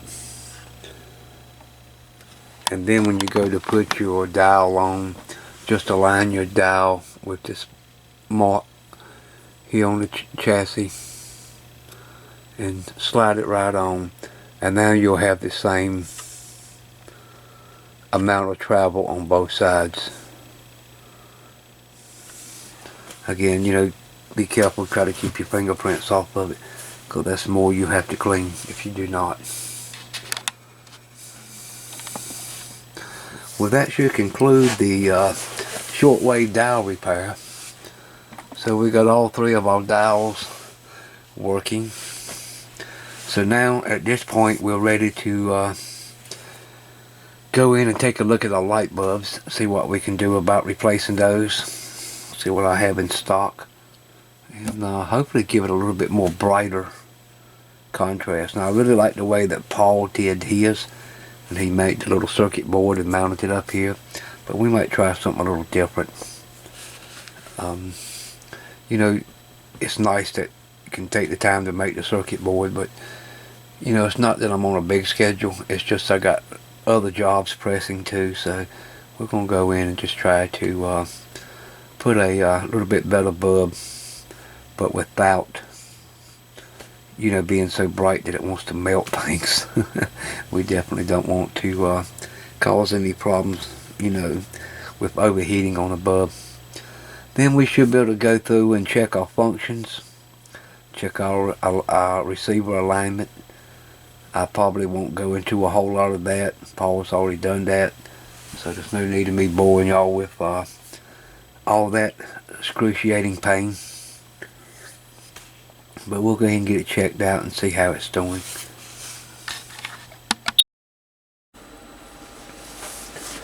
Well, I let our receiver warm up for just a little while, and I've got the HP 8640B set to 10 megahertz and got it warming up, and you see we have the receiver on 10 megahertz, and the good thing is you can see our dial is right spot on. I mean, it's about as close as you can get it. Our display reads 10, and single generators in the standby position, but to just show you how sensitive this receiver is. You see we're running about an S1, S1.5 on the noise floor on 10 megahertz, and we're in the AM position.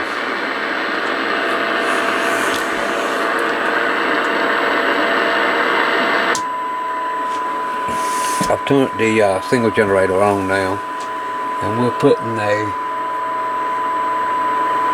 let's see, it's 0.03 microvolts into the receiver, and you can hear the 1 kilohertz tone in the background along with a little heterodyning.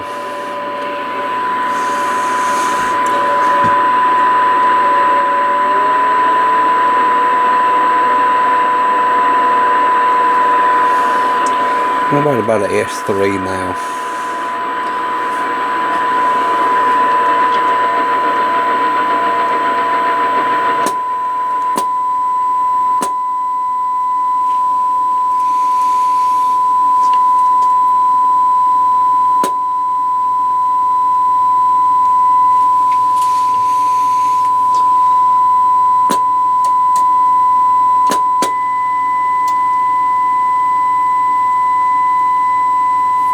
About 0.1 microvolt, and we're just on an S8. Looks like the meter isn't quite accurate, but the receiver is doing one heck of a job. I mean, it is very sensitive.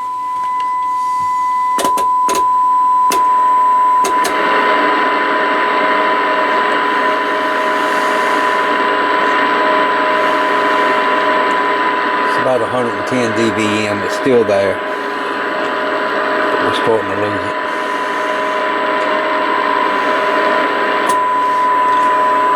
Minus 90 dBm. So our shortwave receiver is working pretty good. I'm not complaining about that. I don't see nothing that we need to do to the short wave receiver, other than maybe take a look at the meter and see why it ain't running as accurate as it should be. The next thing we need to do is test our FM and our medium wave, long wave, just to make sure that our sensitivity is good on the receiver and that our analog dial is reading, you know, close enough so we can tell where we are.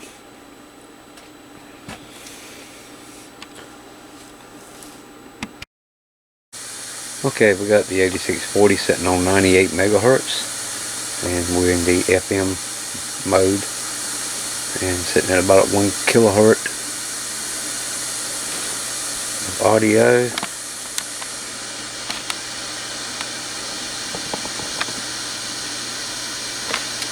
And let's check our receiver, and we'll check the sensitivity, and we'll see how far off on the band we are.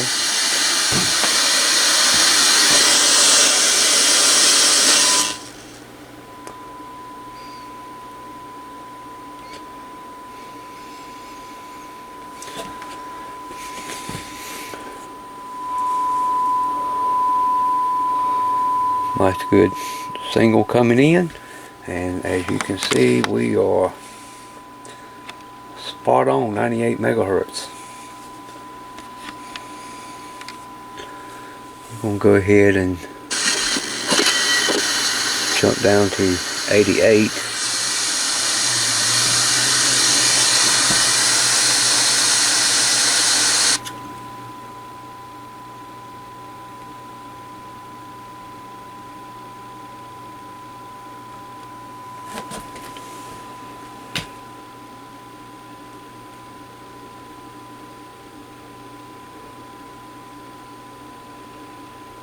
We are right there on it. No problems there. Let's look at a 108. Candy or cake? We've got an app that'll get out of here. And we should better override that.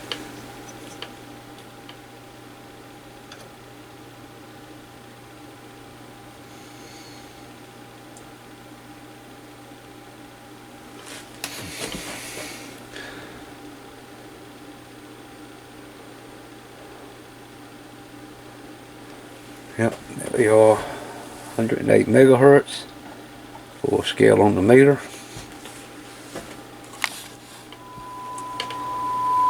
Go ahead and drop our sensitivity down.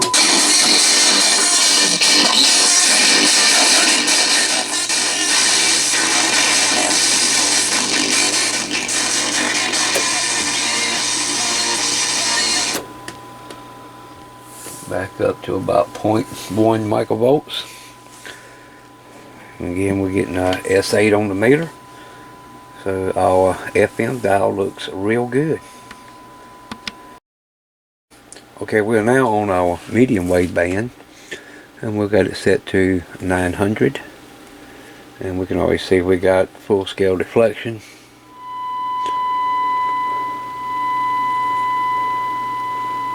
Good sensitivity on the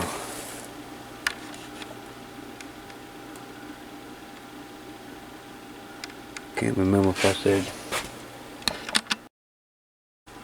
Okay, we're now on our medium wave band, and I'll have our single generator set to 0.900, and we'll check and see where we are. And we can already hear it, and our dial is off just a little bit, so I'm going to have to make a calibration adjustment on the dial here, and that's simply just by holding it and moving the dial.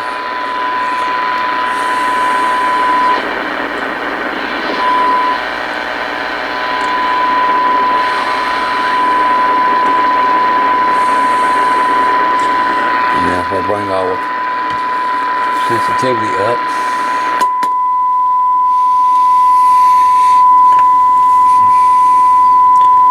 she's right on the money, and you can see that we're still about 7.5 on our S meter.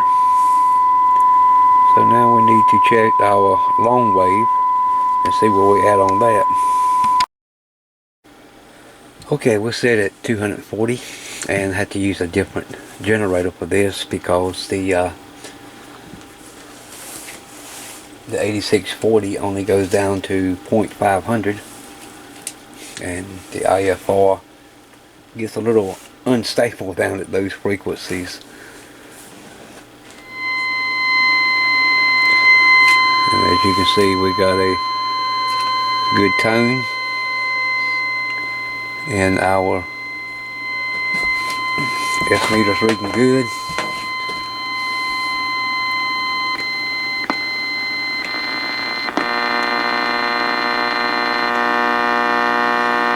Then we get a little AC noise picking up here in the shop.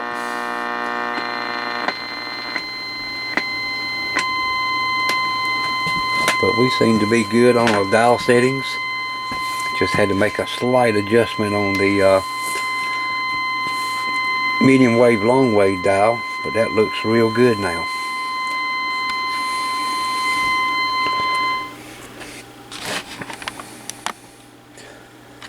Well, it was really amazing that as good a shape that the electronic side of this receiver is. We did not have to go in and do any tuning or adjustment, because I mean the receiver is right where it needs to be, and you know, if it doesn't need to be done, there's no need of taking the time to pull all the units out, and because you know, you just can't it's not like our ham radios or a CB radio or anything. You know, you just can't go in and just clip onto this and that and start adjusting stuff. It takes a lot of serious tuning to get this thing where it needs to be. And if you look at Paul's video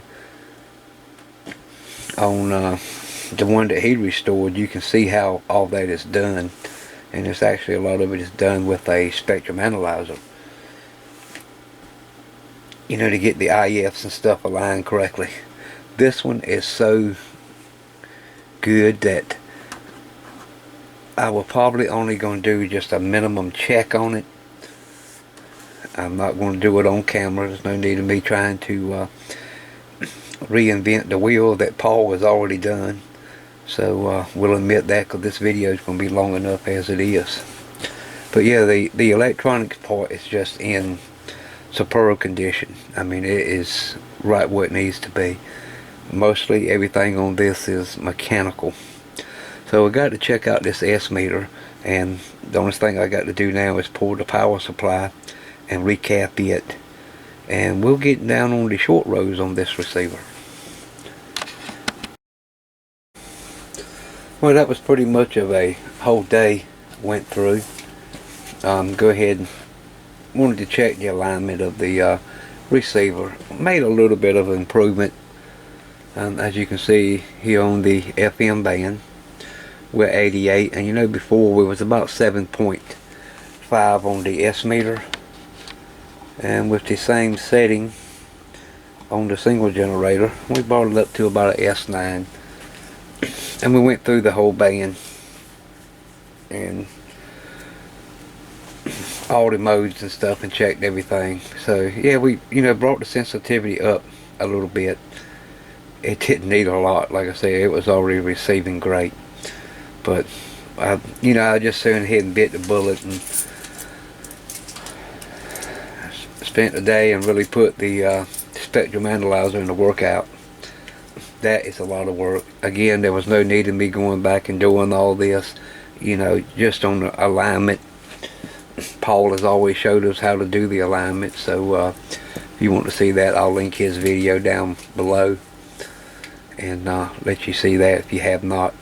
But it is a lot of tedious work, and I got to give it to him. It's, you know, sometimes it's hard enough to sit down and do alignments like that when you're reading manuals, and everything in the manual isn't quite as complete.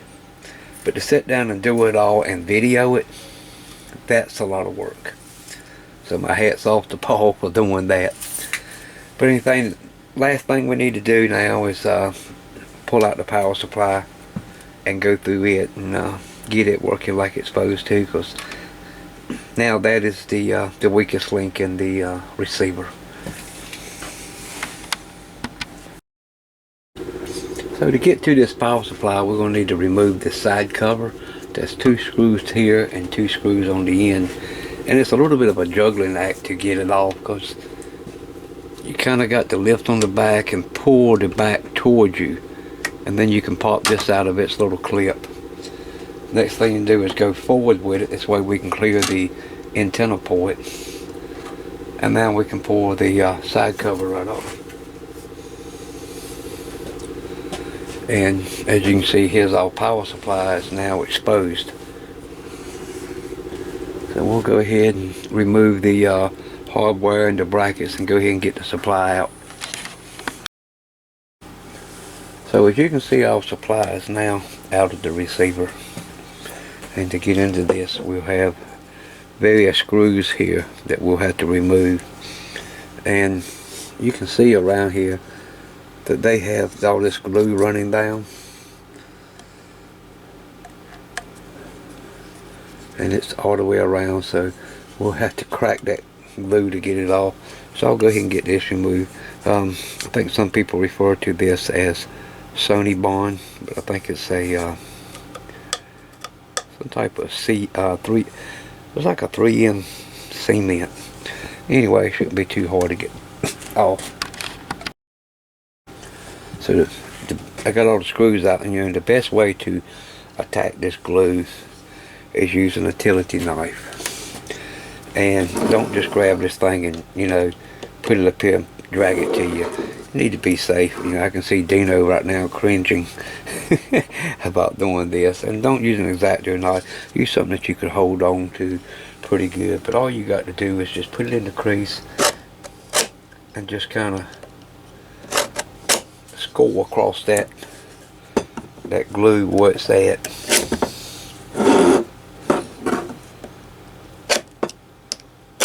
And you'll crack it loose. As you can see there, it went right down that edge.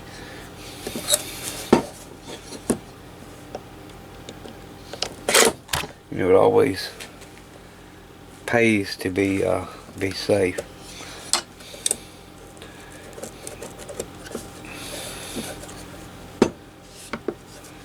You don't want to stab yourself with a razor knife.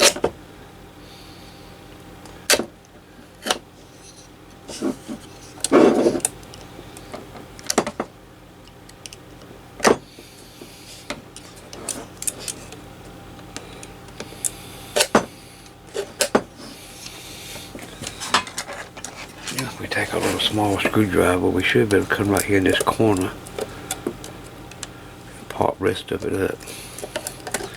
Yep, she gave up the ghost now. And as Dave would say, we're in like Flynn, whoever he is.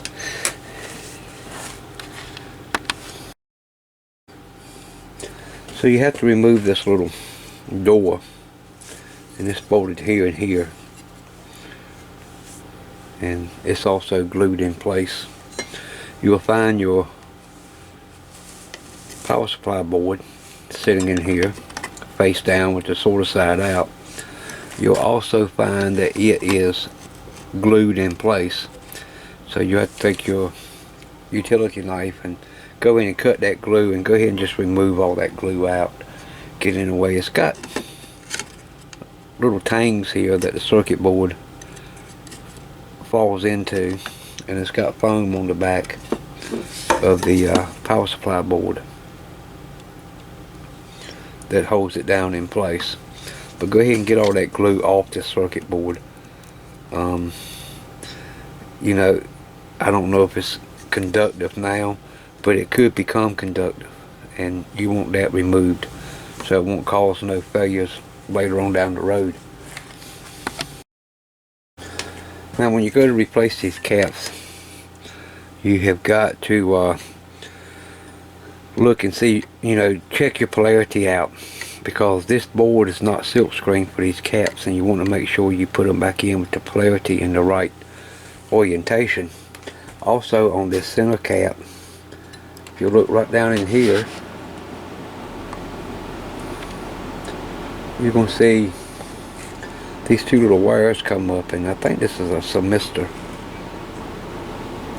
I believe that's what it is, a thermistor down there that keeps the temperature of that cap. So you make sure you're going to have to break that loose, because it's got that glue on it also, where it's glued to the cap. And when you put your new caps in, you'll need to glue this back to it. And you can use a silicone based glue or some hot glue just to hold it in place.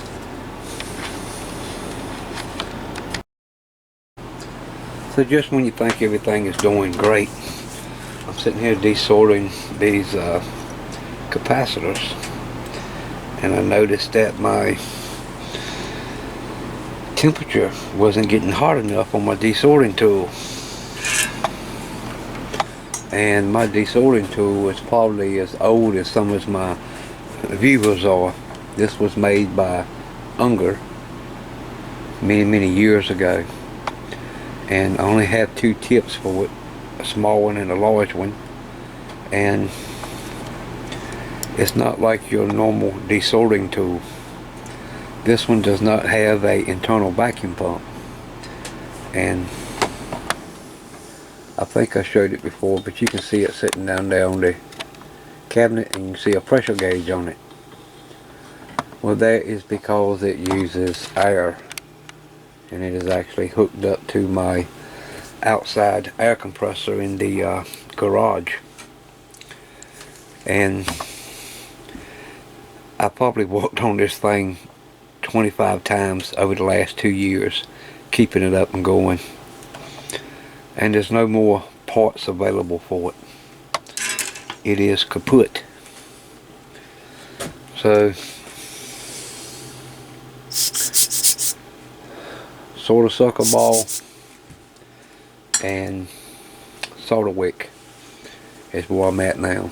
So looks like I've got to add a new piece of equipment to the shop before long. Well, our power supply has now been rebuilt, put back together, and is ready to install in the unit. I went ahead and powered it up off camera again, you know, to try to keep the video down a little bit, because it's getting kind of long. But yeah, it's good to go.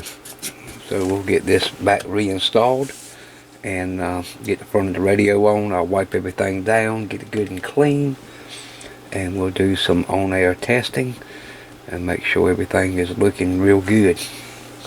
And if anybody out there has found a good price on a desoldering iron, please let me know. Can't afford nothing expensive at the moment. Love to have a Heiko, but you know, the prices are just too high, and we are on a budget in here. So if anybody runs across something at a good deal, you know, let me know down below, or send me an email. You can click the show more tab below, and you'll see my contact information, and you can send me an email. So I need to find something, cause this does okay, but when you got a lot of stuff to desolder, it takes a while, and this stuff is expensive.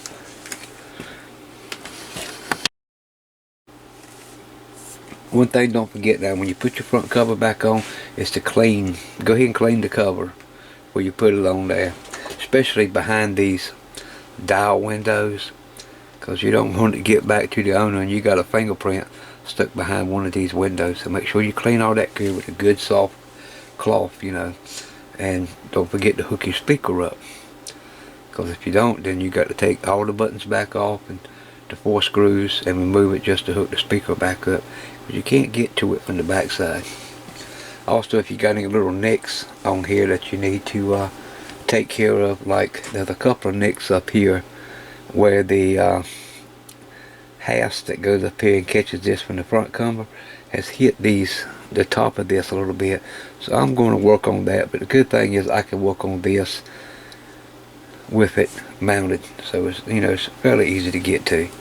I'm gonna go ahead and get all the buttons on, and you know, I'll pull my pictures back up and see which knob goes where, and that'll help me locate where to put everything.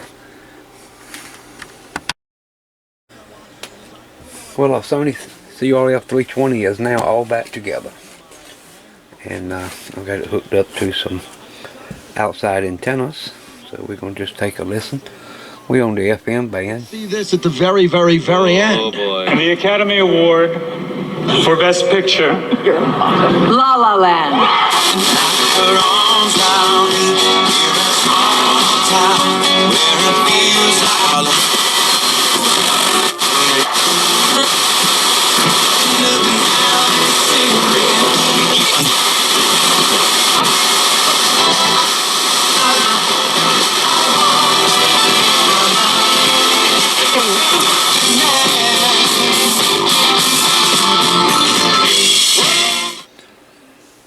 Okay. We'll now switch over to the long wave band. I'm not sure if we'll be able to get very much on this tonight, but we'll check and see.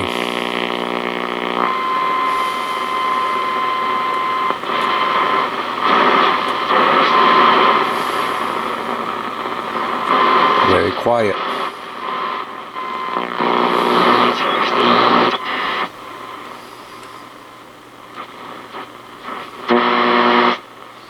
Well, let's go on up to our medium wave band.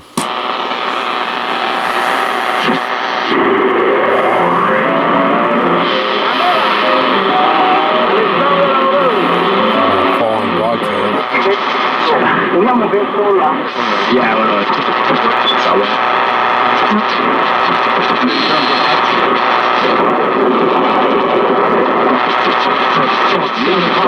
would guess that 99.6.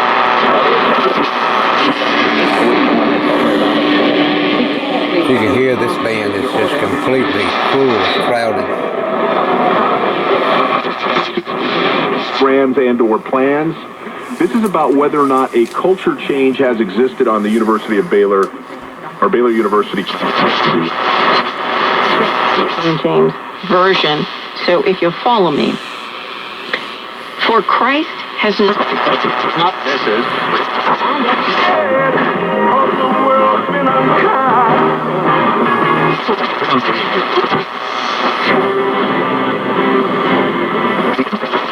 Highly potent ingredients, not the pill of the truth. I'm Eric Church, asking you to join me in the fight against leukemia, cancer.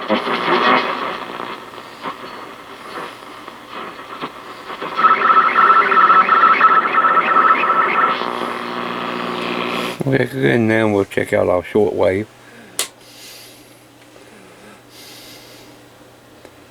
I don't know how much we'll be able to pick up on shortwave tonight.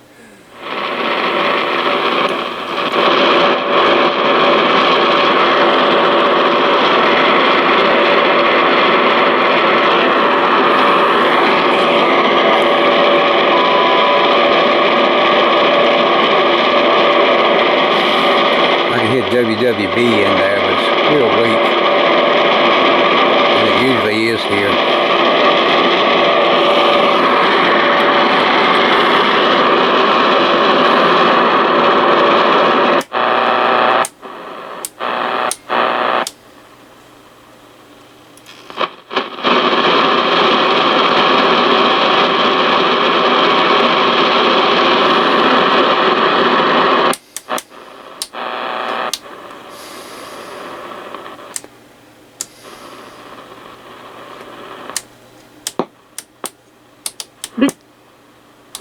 Of Cuba and China. Cuban authorities have reported an increase in the number of attacks on refugees as the country continues to grapple with an influx of 6 megahertz. asylum seekers that began to hit.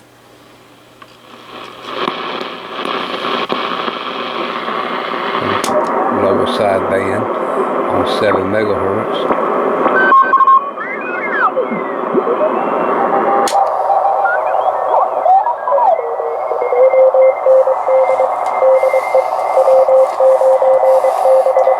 Definitely be a good night for CW on 40 meters.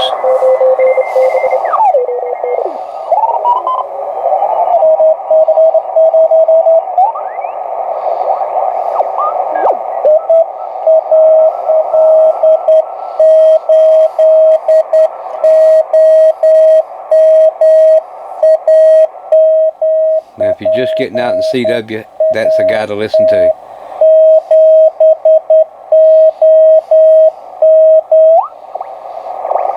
We're going up here on the voice portion of the band.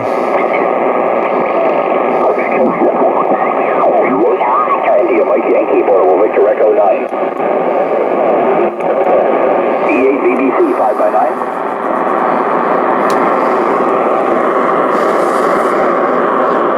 Thank you, Victor Echo 100, Victor India Mike Yankee.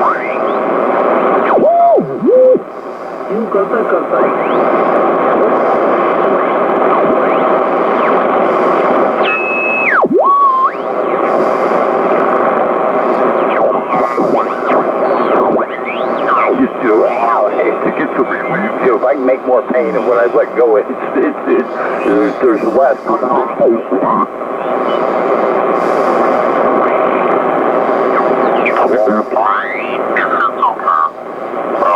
I just don't call CQ enough.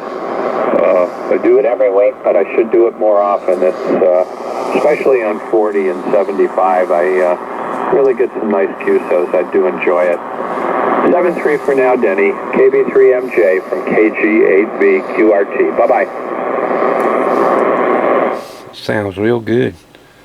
One thing I do like to check, we'll just check and see if there's any possibility of 20 being open.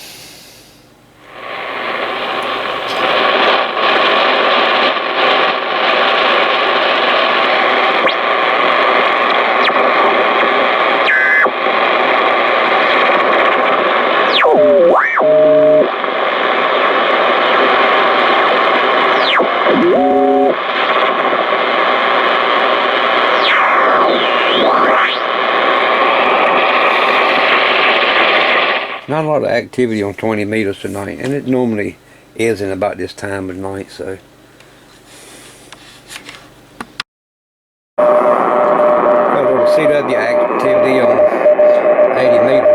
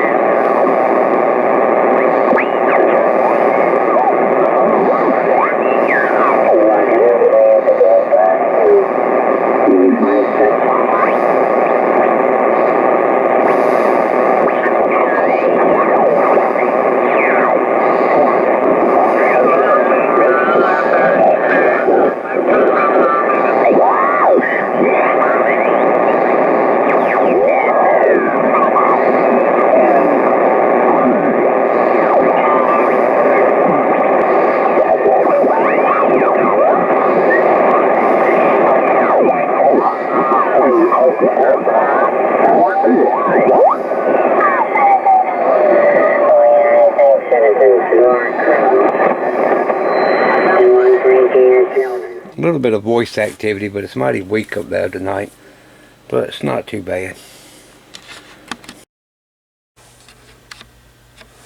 So I want to go ahead and address the issue with the AC lights. Now, you know there's 5 lights in here. There's one in the clock, one in each dial, one in the main dial, and one in the meter. And they just don't show up that well. Well, Paul, over at Mr. Carlsons Lab, he came up with a nice solution for that. So I did ask him if he'd mind if I would kind of duplicate that, and it's not going to be exactly the same as his, but it's going to resolve the problem with those old AC lights. Now them AC lights last a long time. Those lamps are just tough, and you know they run them at much lower voltage than what needs to be. The problem is our FM dial, the lamp is out, and trying to find 5 new AC lamps that are about the same as what in here may be a little tough. Plus they just aren't bright enough. So I know there's a lot of programs on the market to produce circuit boards, and I'm not familiar with none of them. I've played with some for the past week and just couldn't get this circuit like I wanted. And my old Windows 3.1 machine died, which had a software that was DOS based. That was real easy to use, and it quit on me. So after fooling around with a lot of other programs, I really need to study up on those, and get more acquainted with them so I can make some better boards. But in the meantime, I just went on into Microsoft Paint and I drew out the circuit like I needed it, scaled it down to size, and printed this out on the $15 LaserJet printer that we just recently picked up. So it's not bad. It's pretty good. The biggest thing I had was getting the transfer from the paper onto the copper board. I tried some old Kodak paper. I actually think the paper had gotten a little old and it just didn't work out too good.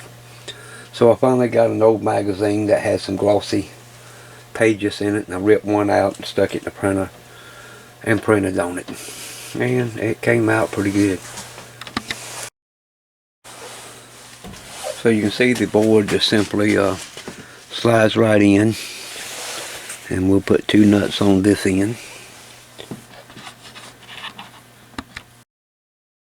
So it's not tightened up, it's just kind of hanging in there. So when I put the 2 nuts on, that'll level the board up, and we'll be able to go ahead and get all the wiring done. That'll do away with a lot of these wires that are in here, and it'll clean that area up real good. So what this basically will do, we'll take the 5 volts from each line, and it'll rectify it and filter it per each line. There's a rectifier and a filter capacitor for every 5 volt line that goes through it, and then there's a dropping resistor, and that will feed the LED its own separate power and ground. Well, we have our LED boards installed, and you see we have one wire that runs around here, and the LED goes up here for the clock, and we'll turn around, we'll see the back side. And if you look closely, you can see the board mounted back in the back, and everything is all wired in, and I think it looks pretty good. Well, as you can see, it sure is a lot brighter. I haven't got any of the knobs on yet because I got to go in and do some cleaning, and get any dust or anything out that's accumulated here in the shop while working on it. I've got the main light on this side of the room turned down just so that you can see how everything looks. But now see our FM is nice and bright, and it just pops right out. We go over to the long range, medium range. You can see how well it pops out now. It's got a good glow to it. Our clock is nice and bright now. It's not dull like it was before. And the meter is very bright. And the camera, it looks a little washed out, but in real life it looks real good. We'll switch over to our shortwave band, and we can see that that's good and bright now. So this really made a difference. And if I'll turn the main light on,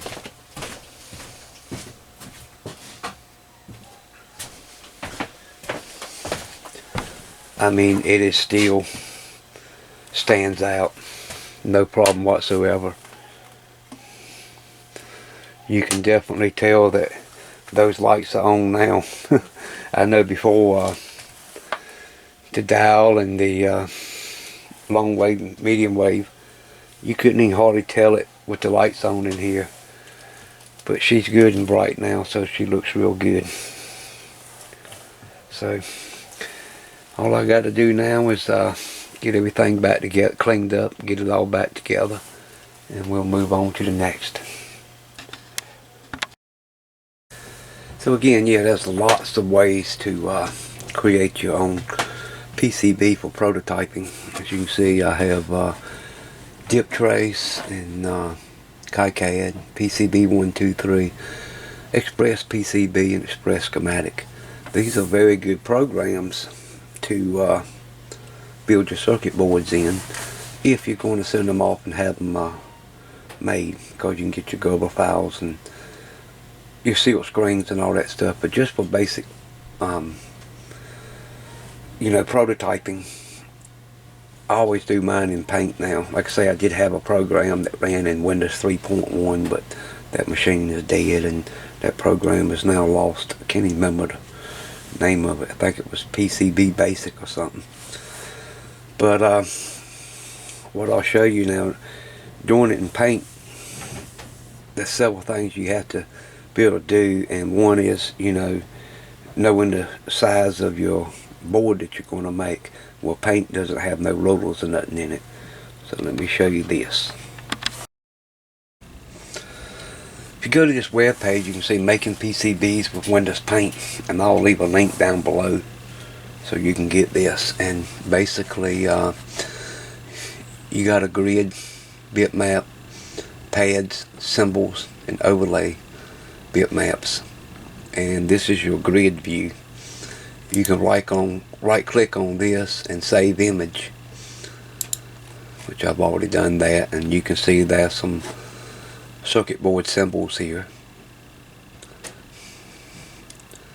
and component symbols, and then he's got some documentation on how to do this, and it's very easy. I'll open up an instance of Paint, and you'll need to open up 2 instances of Paint.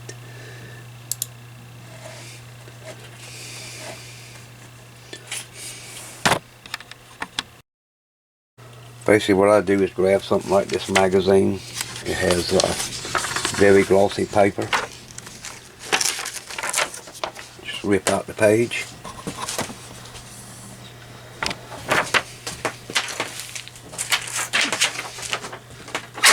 Down in the old printer. Excuse me, and it doesn't matter what's printed on it, as long as no one has gone back and print anything over top of that. Like if it was mail and they had shipping labels and stuff on it. And we'll go ahead and hit print.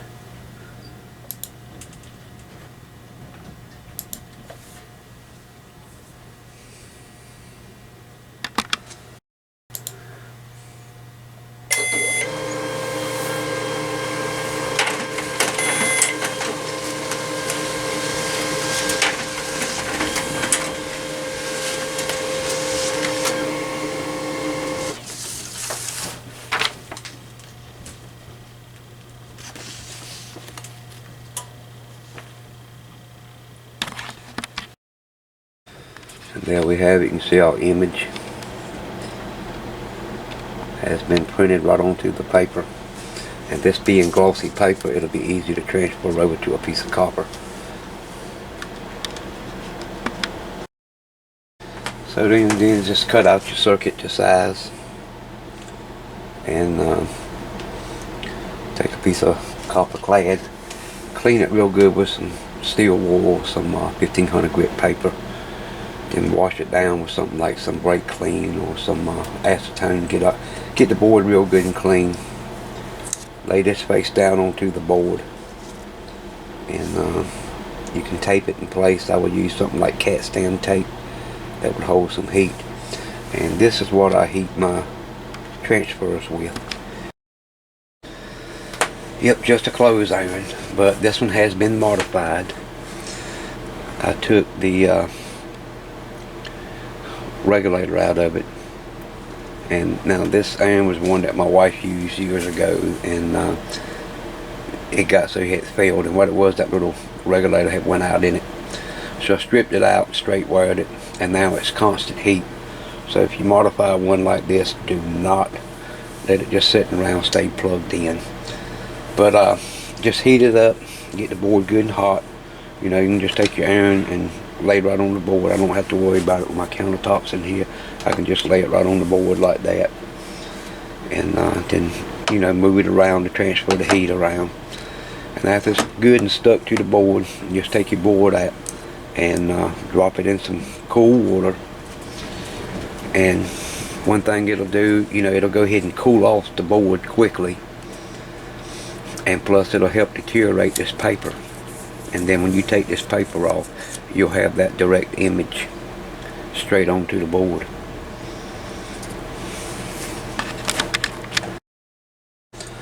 So what about graphics? If you want graphics on there, well, it's simple also. I'm going to take this whole thing,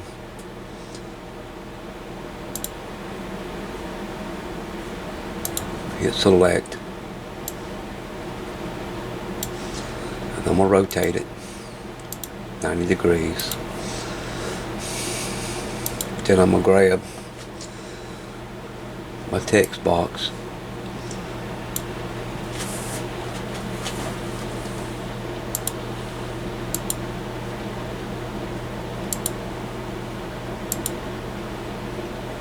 don't want italic, make that a little bit bigger, and we'll put 555 timer, and again everything went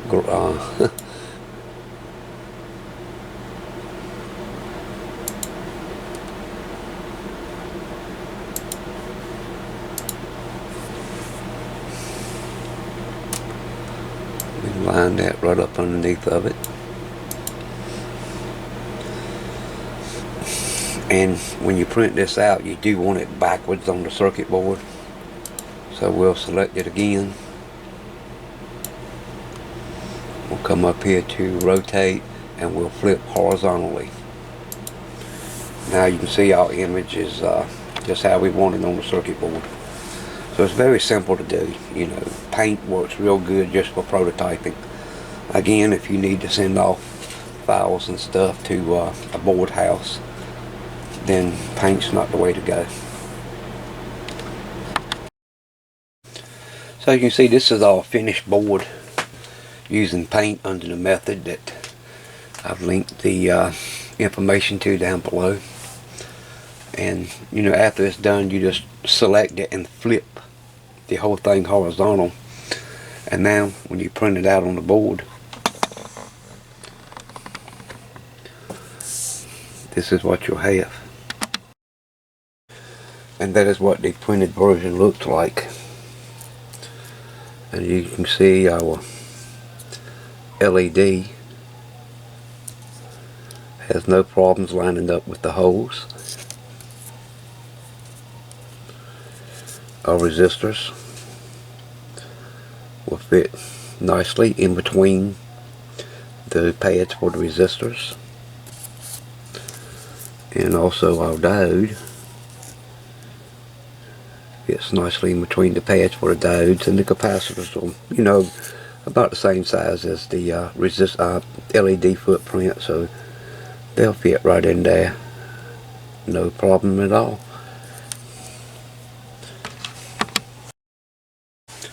I want to go ahead and show you guys how I made the LED board that I used in the CRF 320. Now, you know, Paul made one, and if you look up on his screen, you see that I took kind of a snapshot of his.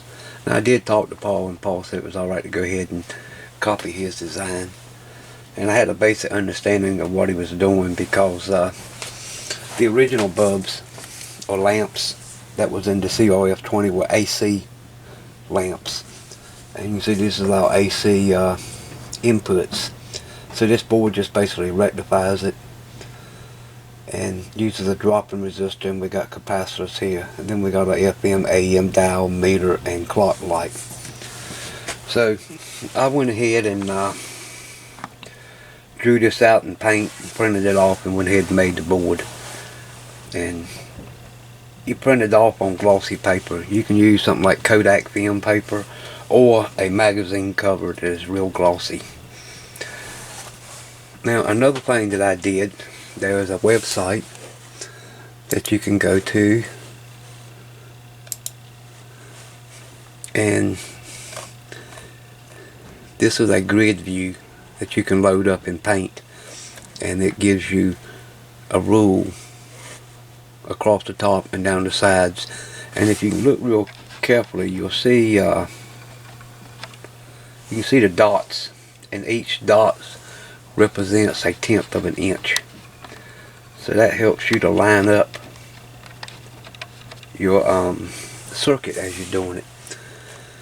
He also has, these are different traces and pads that you can use. He has corners to make right angles, and several different size traces, different components, pads, IC pads, some RS-232s and ceramic filters, Toco inductors, so different ones. And down here he has symbols if you wanted to use make a overlay or silk screen. And all you do is just right click on this and save it as an image. Same thing with the grid, right click and save it on the image. Then you can load it up in paint, but you'll have to load up 2 instances of paint, and this what really helps, having 3 screens to do this with, because I can have several instances thrown up. So this board came out pretty good, as you saw, but I went ahead and did one in using the circuit design from that website. You can see the circuit came out pretty good. The only thing, when you finish it, you have to select it by using the select tool, then go to rotate and flip horizontally. This way all your circuit will come out on the right side of the paper, so you can transfer it over to your circuit board. And you see all our lettering is now backwards, and everything is placed where it needs to be. Now when you do this, don't go in and edit too much, because every time you edit, the circuit gets a little bigger and bigger and bigger and bigger. Go ahead and try to draw it all out in one instance, and this way it'll stay the original size and comes out. This board here, it measures about 3 1/4 inches long by about 3 5/8. I mean 1 5/8 wide.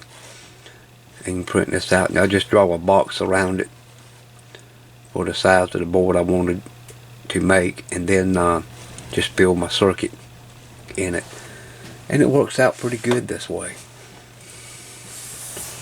But anyway, if anybody's interested on more detail on how to draw out a circuit in paint, let me know, and maybe I'll do a separate video on that later on.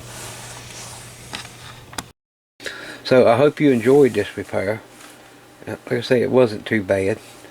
I kept some of the dull stuff out, but you know, the video's long enough anyway.